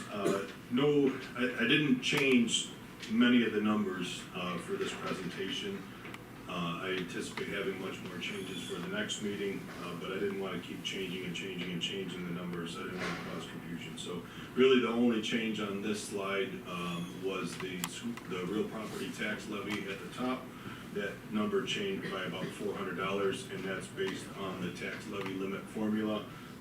Last meeting, it was a draft. I did submit that to the Office of the State Comptroller. It changed by about $400 from my previous draft. So I did reflect that in the revenue. That was the only change in the revenue at this time. Here is the current budget assumptions. These will change as we fine tune the budget over our next couple sessions. So currently we project a salary increase of about 90,000. You know, obviously it's going up by much more than that. This is a budget to budget increase. Last budget we were still negotiating with 2 of our units, so we ended up coming in a little bit higher than the actual, which is why this looks lower than the actual increase is. We currently have 7 retirements. Let me just let the board know that for the most part, you'll see that number increase to 8 at the next budget presentation. So there was some work being done by the GITA and the district office to make sure that the 8th person would be on this slide at the next budget meeting.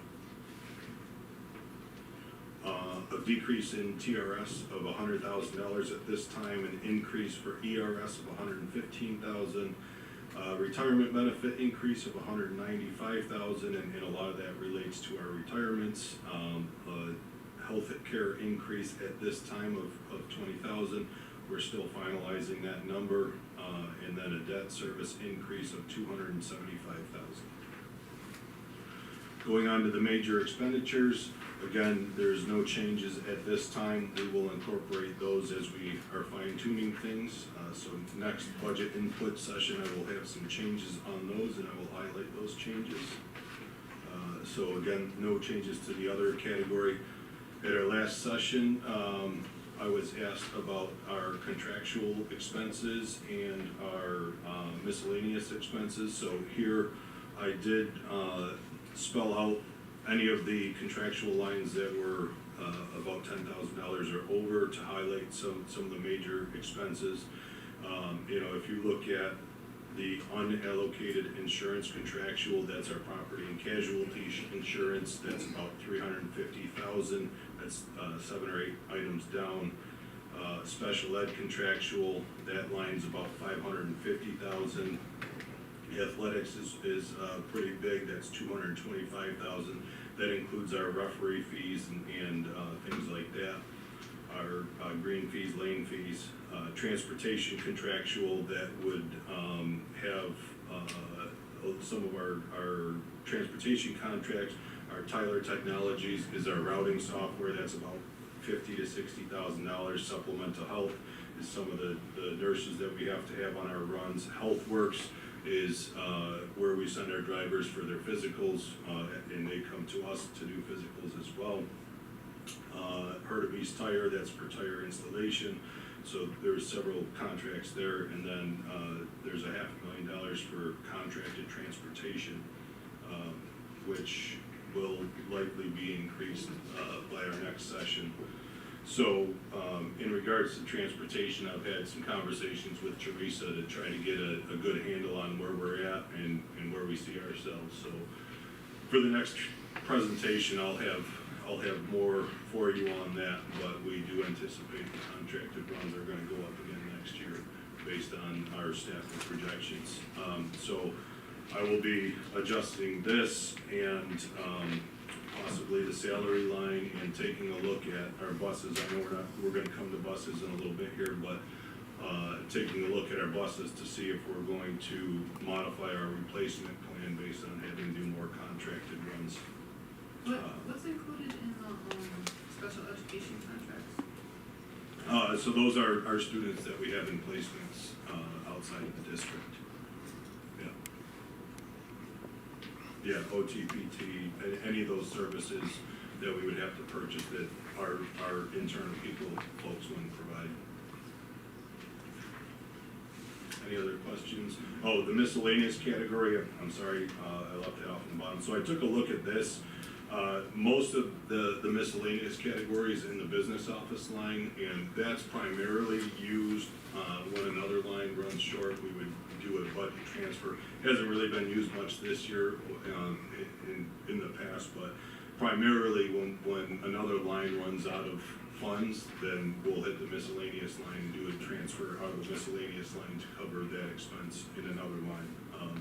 So it's not used as much, and it helps us provide a little bit of a buffer for when we have unanticipated expenses in other categories. I believe it was total miscellaneous for this year was about 84,000, and I want to say about 50,000 of that is in the business office line, and that also helps us cover emergencies if we have to do an emergency repair or anything like that. So, any questions on contractual or miscellaneous items? No, thank you for that, though. Yeah, It's helpful. you're welcome. So not many changes here. Really the only change is page 38, that tax levy limit. Again, when I updated that formula, it did change by about $400. That was really the only change on that at this time. And that brings us to enrollment. So, did you want to? Actually, there's, excuse me, very little change, if any. I don't think there are any changes in enrollment. So for Sherry, you know, this is the same slides as, you know, we shared at the last board meeting, so that'll catch up a little bit. So really, we can just, nothing really has changed with these. So I'll just move ahead.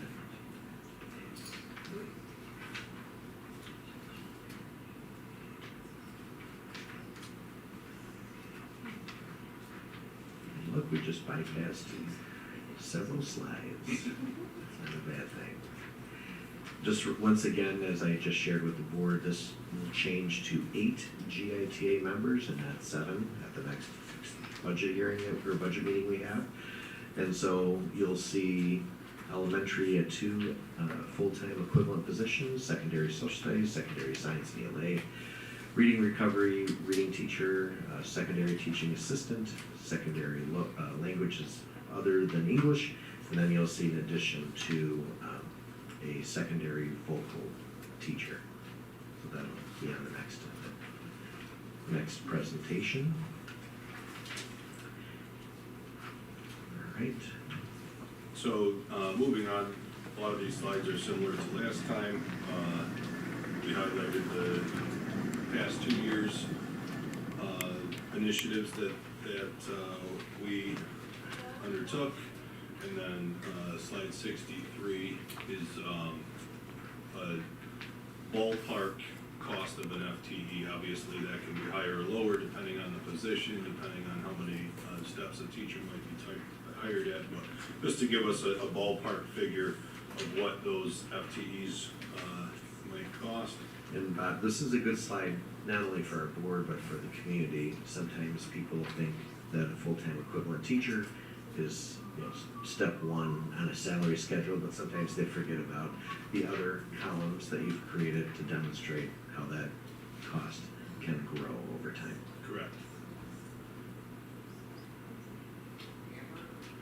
So here are some of the current year requests. We're still working through these and having some conversations on these. We have made some notes on there based on our conversations throughout. So slides 64 and 65 have not changed a ton, other than, you know, a few notes on there of things that we envision doing for next year or considering for beyond next year.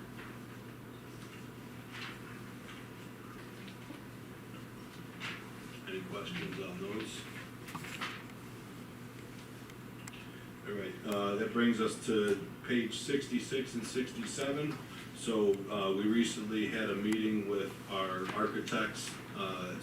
They're OACM meetings, owner meaning us, the district, Architect is the A, and then CM is the construction manager, so, I believe we talked about this briefly last time, but, you'll see two things on here is BCS priorities. BCS is the building condition survey, so we went through, every single building, floor to ceiling. We talked to the principals, we talked to the directors of all the departments to figure out, where they felt problem areas were, and then, we worked with Young and Wright. They had a whole team of, folks out here, throughout the summer, assessing the condition of our buildings, and, they provided us with a very comprehensive report.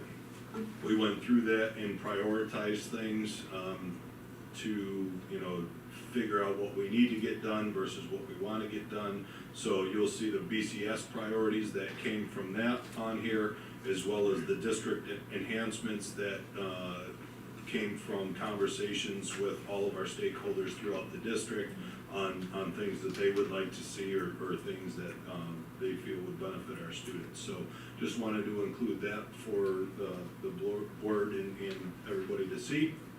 That's kind of our starting list of the scope that, we're hoping to put out to vote in December of 2025. I know tomorrow we have another OACM meeting, with, the architect and the construction manager to talk more about this, and we'll be refining the scope starting from here. And, as much as we would love to do all of this stuff, there's gonna be limited funds, in order to do it, so Is we'll some of have this to. gonna be in the capital improvement fund? Yes, that's exactly Is that what all this of it? is.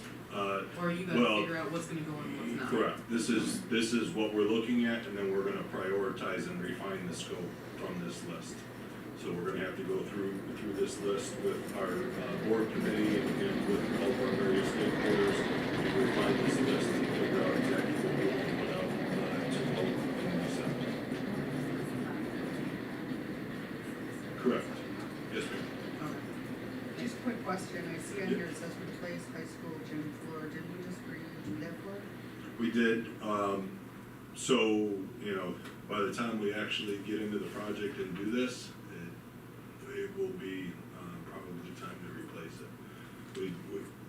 We just refinished it, and that refinish, you have to refinish it every so many years. I do not see my, electrical. That was actually emailed to them after this, but I did email it to the architects, so it should get added to the list. What is it? There's So a- in front of the sign that says Grand Island, I think district office, there's a light pole that stands right in front of it. Yes. So like when you walk up the entrance, there's a light pole in front of the sign that says Grand Island. Yeah, so once you see it, you can't unsee it. Yeah. And it happened, and in the scope of the work, it was supposed to be fixed, but whatever they were coming back to fix, correct me if I'm wrong, Judy, they didn't do it, right? They didn't come back and fix whatever, so it didn't make sense to move, it didn't make sense to just come back and move from it, but, yeah. I did send them an email last week, and I did ask them to add that to the I just list. looked at it. It's just a thing. You'll see it now. Any other questions on capital project items? Bob, I wanna thank you for including these two slides. I think it is transparent. Yes. We have 3 board members on the committee, but now every board member gets to see these items. And it's just great communication, so our board, once our board committee members and the district facility committee presents to the board, they will have seen this throughout, so nice job. Thank you. So slide 68 is just a review of our federal funds for this year. So as everybody knows, we get several different title grants. So Title I, Title II, Title III, and Title IV. Title III is not listed on here, that's the one for the NL students. We work in collaboration with Erie One-Bosse's on that. So these are our allocations for those grants, as well as the Section 611 and 619 grants to help out our special education students, and then the federal UPK grant. So, it's always interesting when the state puts out the budget runs, like UPK, for example, it is one they say our allocation's like 991,000 or something, but it's based on $5,400 per pupil, so we only get that if we've got enough pupils to get that. In reality, like for this year, I think we're right around 700,000 for that. So, you know, those are some of the adjustments that when we're looking at the revenue, I'll subtract some of that out and try to make a better projection on where I think some of those things are gonna be, because sometimes the state likes to put out numbers that aren't actually gonna happen to make it look better. But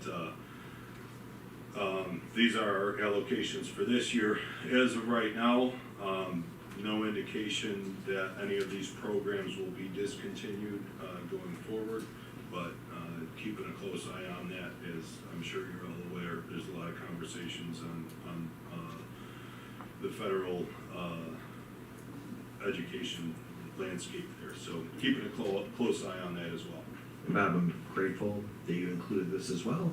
It's very informative, and it lets the board know and the community how important these funds are from the federal government. I appreciate that. Absolutely. So slide number 69 on our bus proposition. Again, I have not changed this at this time, but I do anticipate having a change on this for the next presentation, based on, you know, where we see contracted transportation going.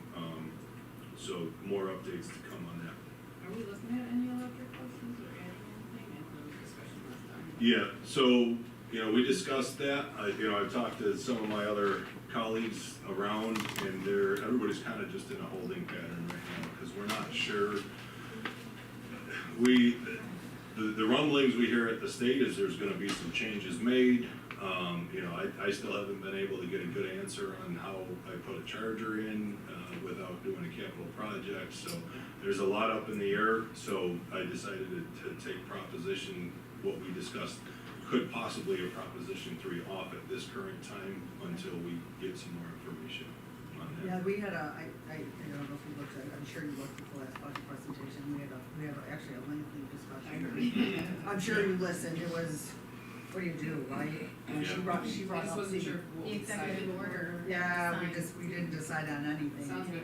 With the executive We order don't and even really everything. get it. You have the state and the federal government that literally are clashing right now, with the federal government issuing that executive order, and then the state pushing back, so it's like, what do you do, cause here's us, you know, all I mean, we four should at boards. least look for grants, right, to try to get some, kind Well- of like some of the other. You have to, the executive order literally takes out the requirement for electric buses. This is the conversation we had at the last meeting.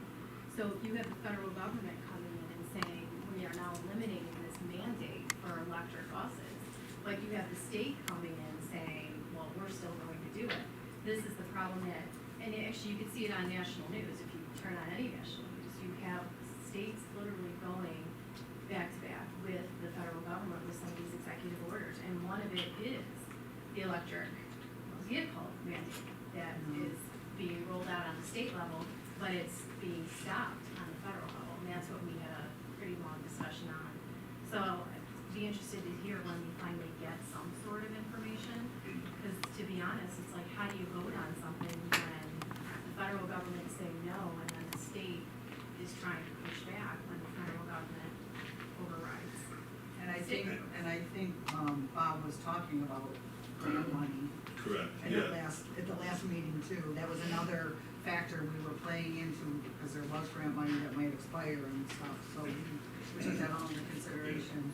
Going off the top of my head, I did a 10-year analysis on the cost of a gas bus versus an electric bus, based on some of the figures that were provided in the Wendell study that we did. And so with the incentives, I believe they both came out around $400,000, the overall cost for 10 years. So with the incentives, they came out pretty close, but that was assuming about $275,000 in incentives. So take those incentives out, and it just makes no sense to do an electric bus. It would cost almost double over 10 years to do an electric bus versus a diesel bus. Okay. So budget recap, again, the only real change on here was the anticipated tax levy on the bottom, that changed by about $400. I'll make more changes to this once we include more of our other priorities here. So the draft budget recap, on the top you'll see the year-over-year change, the change in the tax levy. So even with that slight change in the tax cap formula, that still kept the 3.14% increase year-over-year on the tax levy, 1.3% year-over-year on the budget at this time. On the bottom there is our fund balance and our reserves. So you'll see that at the end of last year, we were about 24 million, almost 24 and a half. So a good fund balance and a good reserve balance. I would like to point out that those top two lines, the capital reserve and the debt service reserve, we will be looking to use almost all of those two reserves for our EPC project and for our next capital project. So based on the projections that we provided with the facilities committee at the OACM last time, that was using up these two reserves. So that would bring us down to about $18 million. So, you know, we do anticipate using a good chunk of those reserves over the next couple of years to help offset any tax impact of any of those projects. Based on my projections through the end of the year, I'm hoping to not have to use much of our fund balance or reserves through the end of the year, but you know, get new surprises every day. So, I do want to thank the board and the business office and all of our administrators, supervisors for working together to build back that fund balance. At one point, the board will remember that Rick Timms did a presentation to the board, and it wasn't looking good. And Ruby followed those action steps, built in elements to help secure and create a better fund balance. Bob has been very aggressive coming in to ensure that that continues. He has done a great job in looking at ways to invest the district's dollars to receive interest back that has helped to grow the fund balance. So there's lots of pieces here, and this is a celebration. So just thank the board and Bob's office for working hard to build that back up. So thank you. And I'm working with Tim's now on that long-range financial plan as well. So we'll have more info to come on that in the near future as well. Page 72, this was the final tax levy limit that I submitted to the Office of the State Comptroller. Again, it changed very slightly from last time.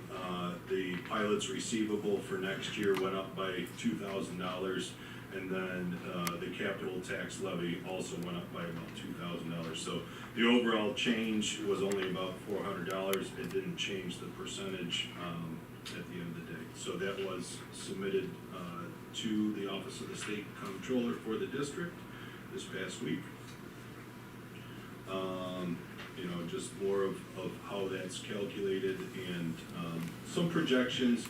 You know, the projections can vary quite a bit because you've got your capital exclusion, and we're getting ready for a capital project. So I'll also be working with Tim's on these projections to try to get some better projections out into the future.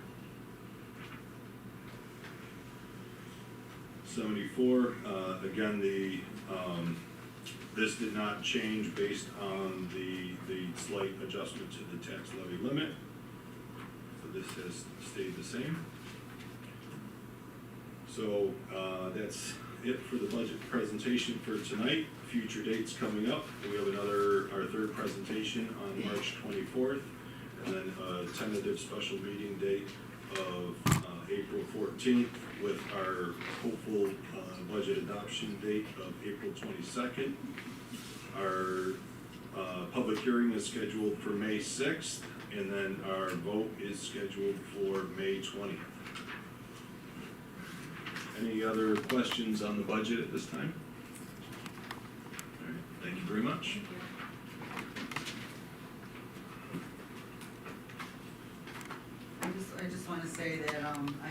requested the vape detector, report, I appreciate it. I do notice that we have a lot of alerts with only confirmed, vapes, which I guess is a good thing, right? But, you know, I'm just noticing when we have hundreds of them, can I ask questions on this report? I mean, Yeah, for sure. I'll be quick. I'm really appreciative that you guys did it, and I don't want you to think that it's not gonna be looked at it either, but, so, you know, we look at like December, or let's look at January of 2025, because there was 241 of them. Number of confirmed vapes was 2, right? Which was great, I guess, like 241. So does that mean those are false? And then what's the time consumption on, you know, 239 false alarms? Great question. I'm just curious, I'm not trying to knock the system, right? I No. love that we're being alerted, I love that we're monitoring it, I just, There's a couple of pieces. So we have found that we do get quite a number of false alerts. We do find that aerosol sprays, including some of the girls' perfumes, Right. deodorants, and so forth, do set those off. We have also found that we've needed to work with the company on a couple of occasions because there are repeated alarms. So it might hit on one of those aerosol odors and then keep flagging repeatedly for a number of minutes. So we've had a couple of barriers with that. Yes, it is absolutely time consuming. I know we had just discussed that that was anticipated. And the reality is we can't get to every single one because we are still operating a building. We do get to many of them. We do conduct, as I'm sure you've heard over time, many searches. So when it alarms and we do get to many of them, we do conduct the searches. There are many times where students are not in possession of a vape device and so forth. With that being said, we've also run into the challenge, which I'm sure you've heard of maintenance, of students flushing vape devices. So that has become a bit of a plumbing challenge at times that we're working through. But that is also an alternative result of having those devices set flags. Sometimes kids will have a situation where they choose to just flush it. so it's also my understanding that if the students are in the bathroom, they can tell if the alarm goes off when they are in the bathroom. Is that true or false? There is a visual alert that happens with these detectors. You can turn it off, but the barrier to turning it off is then none of the monitors know it's alarming. The only other way to see is through the email. So if you're not sitting at your email to be able to identify that that is happening, you wouldn't otherwise know. Does that answer your question? It does, Yeah. you know, only in talking to a few of the students, you know, some of the students are nervous to go into the bathrooms because they don't want to be in there when it either goes off falsely or in the bathroom or not, there's right? Whether it be just pure anxiety, just have anxiety, or relatives that have faked in the past, right, that are no longer in the district, right? Cheryl, can you?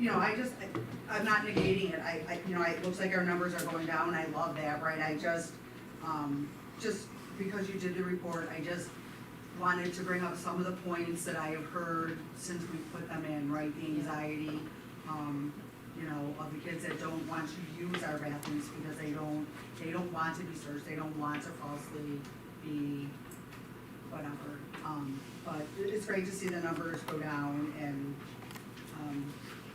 it's amazing how many alerts there are with so few, right? So obviously there's a lot of false.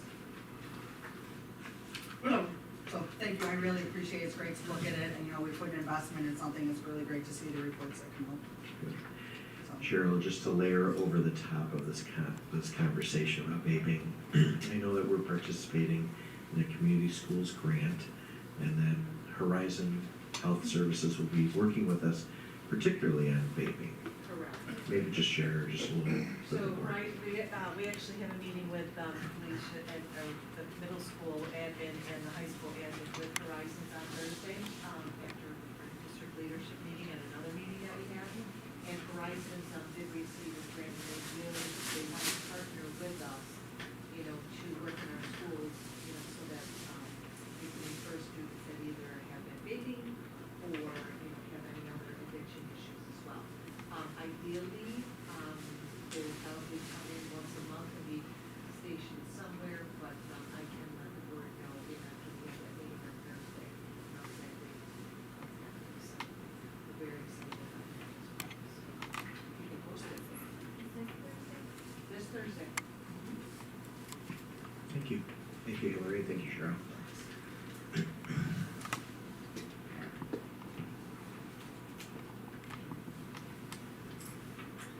Thank you. That brings us to the special education pupil personnel services. Ms. Cheryl. So I have 3 action items, please. There is the CSC and CPSC program recommendations, and then also a recommendation for an impartial hearing officer as well. Okay, if I could have a motion for A through C, please. I'll motion. And a second. All in favor? Aye. Any objections? Any abstentions? Motion carried 6-0. Thank you. That brings us to the superintendent's report. And thank you, everybody. Thanks for your attendance and your tenacity and being able to be resilient for a long meeting. This will be brief. Just a lot of things to celebrate. As you heard from Hayden today, lots of great things happening in athletics, and these are just some photographs of the sectional finals. Very exciting, packed house.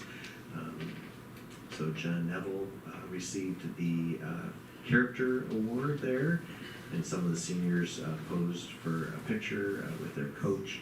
A lot to celebrate, a lot of spirit. We had fan buses and cheerleaders and a really great crowd cheering on our teams. Our cheerleaders did capture the NFL co-ed division at the varsity level, so congratulations to them. This is a great picture of Ricky, who really did a great job in the sectional playoff game with a 7-1 win, but in particular, a special moment, oh, that's Ian, a special moment for Ian as he became just the second player in GI history to reach 100 points in his career for hockey, so congratulations to him. And Cole Randall went on to states to compete in wrestling in the 108-pound division. This is a picture of the state competition. So he's a young wrestler with a high ceiling, and we wish him continued success as he finished as a runner-up. We're very pleased. We mentioned earlier our bowling team did very well, and we're section champions, and we're looking forward to John Corum and to see how he does in the state championship coming up between March 14th and 16th in Syracuse. Our own teachers, Cheryl, Amy, and Jamie, received the Grand Island Zonta Yellow Rose Award this past week. It was a little special ceremony at the Welcome Center, and really wonderful attribution to their leadership and their work with our students. We hosted, as you heard from our middle school champion today, who was an ambassador, we hosted the all-county junior high concerts this weekend. We got to give a lot of thanks to our custodians and our cleaners. This place was packed on Friday, packed on Saturday. Many concerts. Many of our own students also participating with their peers from across Erie County. Really wonderful job by everybody involved. Saturday also we had the annual elementary phys ed department 3v3 basketball tournament. Really well attended. Lots of kids competing and enjoying and meeting their friends from other schools. And we had 6 students place in the top 10 in DECA states. So congratulations to those students. I know Mr. Merkel Dr. Merkel went out to visit in Rochester. So I'm sure Doc, any feedback or reflections on that? You know, it's just so impressive to watch these kids in action. So they had a little VIP tour for some of the superintendents and district officials out there, and they had some stations where the students do their presentations, and I'm just always so impressed on how well they do, how articulate they are, and just awesome. I went into the big meeting room there, and holy smokes, there's 3,000 kids there, Yeah, plus 3,000. advisors. I didn't realize, I've been there as a judge before a few years ago, I didn't realize there was that many kids there. So just very impressive to see that many kids engaged, and the level to which they're engaging. It's not easy to compete, the competitions are tough, and it's just very impressive to see the work that the students are doing out there. Yeah, for sure. Additionally, we want to congratulate Brooke Christensen. with the weight throw, she placed third in the entire state. That is really a fantastic accomplishment. I remember years ago when she was in middle school, I was watching her compete then, very dedicated to the art of the throw, and I think also influenced and inspired by Stacy Watt. So really a great accomplishment for Brooke. So congratulations to her. And Savannah Bukowski received a special recognition on the Unified Bowling Team, and we thank her and her coaches for all the work that they do to support that program. The district, through Stacy Schroeder-Watt's leadership, hosted a STEM event in the middle school last week. So this is Stacy, and she invited some expert STEM leaders and had a really wonderful program. So we thank them and the Zanta group of Grand Island for supporting that. Jude has been working really hard behind the scenes to really get volunteers and people to come out to our meat raffle. The meat raffle is in support of growing readers, and we've added another layer. We are partnering with the Dolly Parton Imagination Literacy Program, so we will be sending a check to Dolly Parton, who has had a long-standing literacy initiative that is focused on birth through grade 5, but we also will continue our efforts to provide a book at every well baby visit for infants at 2 months, 6, 12, 18, and 24 months. So if you have the opportunity to either get a table or put a basket together, we'd love to celebrate that special event, and it's coming up on March 22nd at 7 o'clock at the Cristoforo Colombo Society Hall in Niagara Falls. And we're also excited, down the road we'll have our second annual GISBA Grand Island Cruise Night. It was super successful last year, and we thank Hillary and her team for giving us the space on June 18th to celebrate that special event. Of course, we're always asking the community to consider being bus drivers, being the board being so gracious into providing health insurance as well as a higher starting bus rate. We're very grateful to them. And I think that's just an old slide right there, but we do have the golf outing on July 25th. So I know, Sue may talk about that. And don't forget the Viking tip line. We do thank the community, we thank the students, we thank the parents who use the Viking tip line. Remember, when it's filled out, even though it's anonymous, it goes to our building principal and Cheryl Cardone. And it's a great way for us to keep kids safe. So thank you very much to the board. Do you have any questions?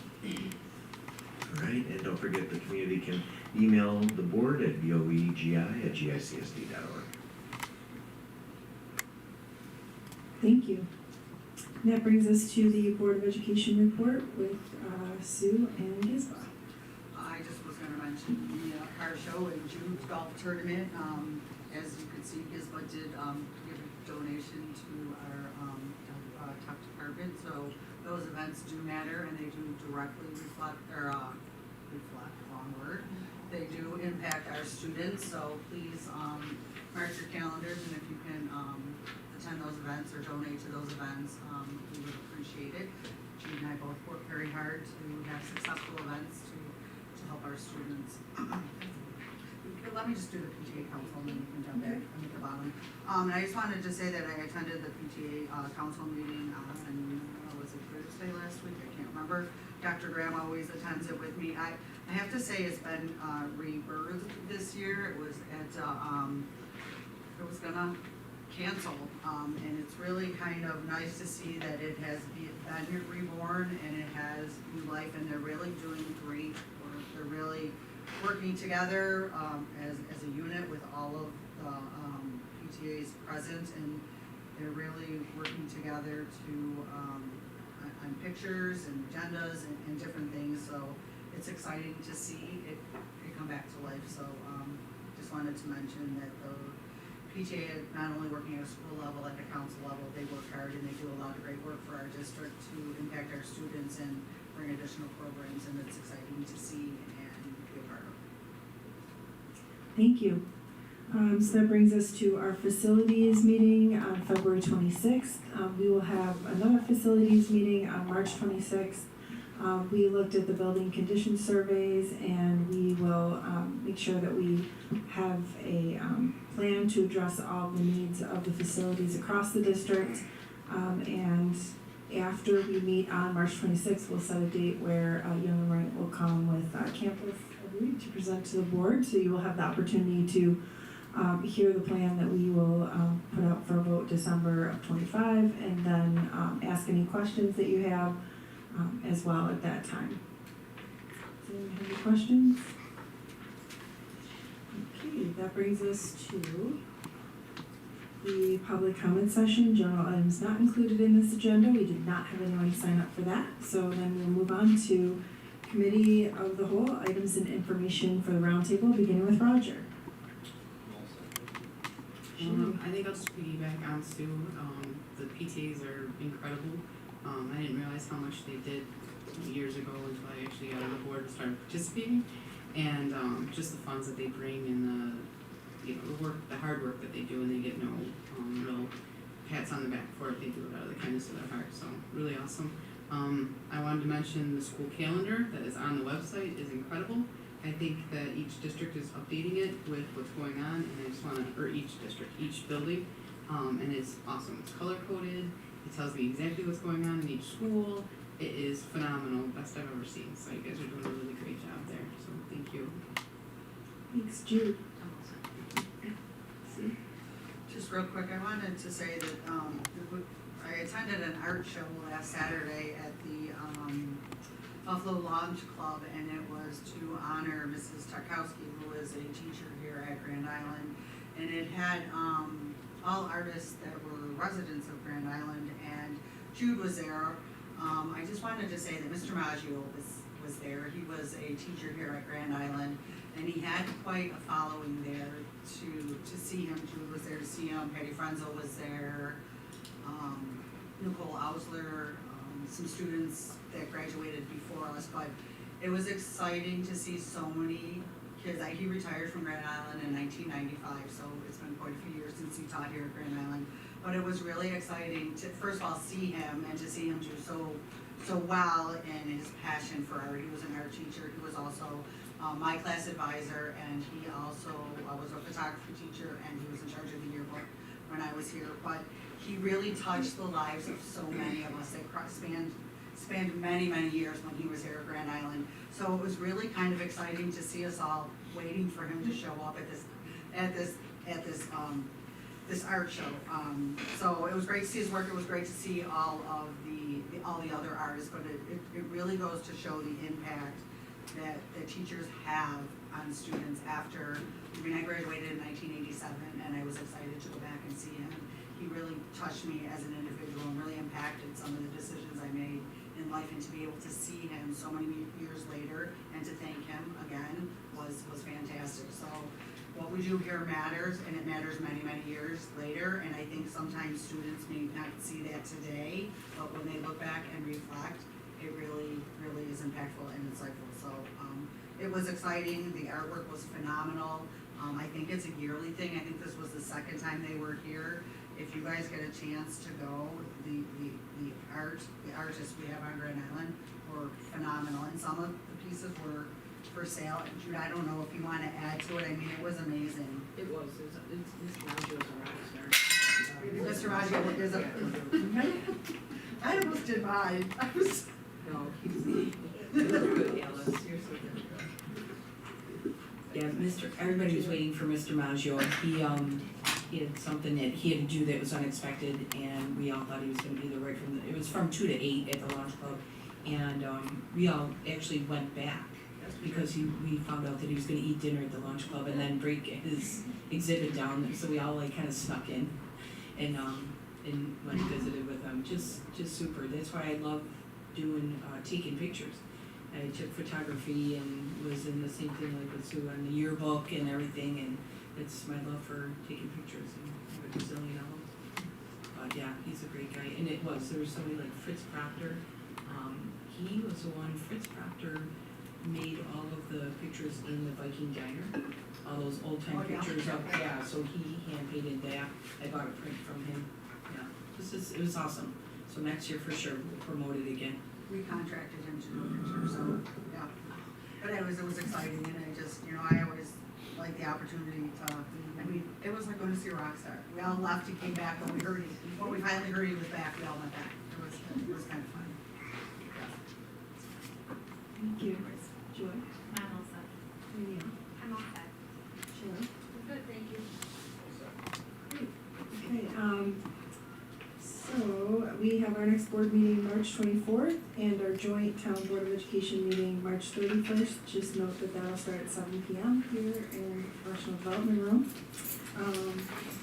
Anything else? No? Okay, with that, I'd like to ask for a motion to adjourn the regular board meeting at 9:39 p.m. please. I'll motion. And a second? I'll second. All in favor? Aye. Any objections? Any abstentions? No one ever does. Thank you. Good night, everyone.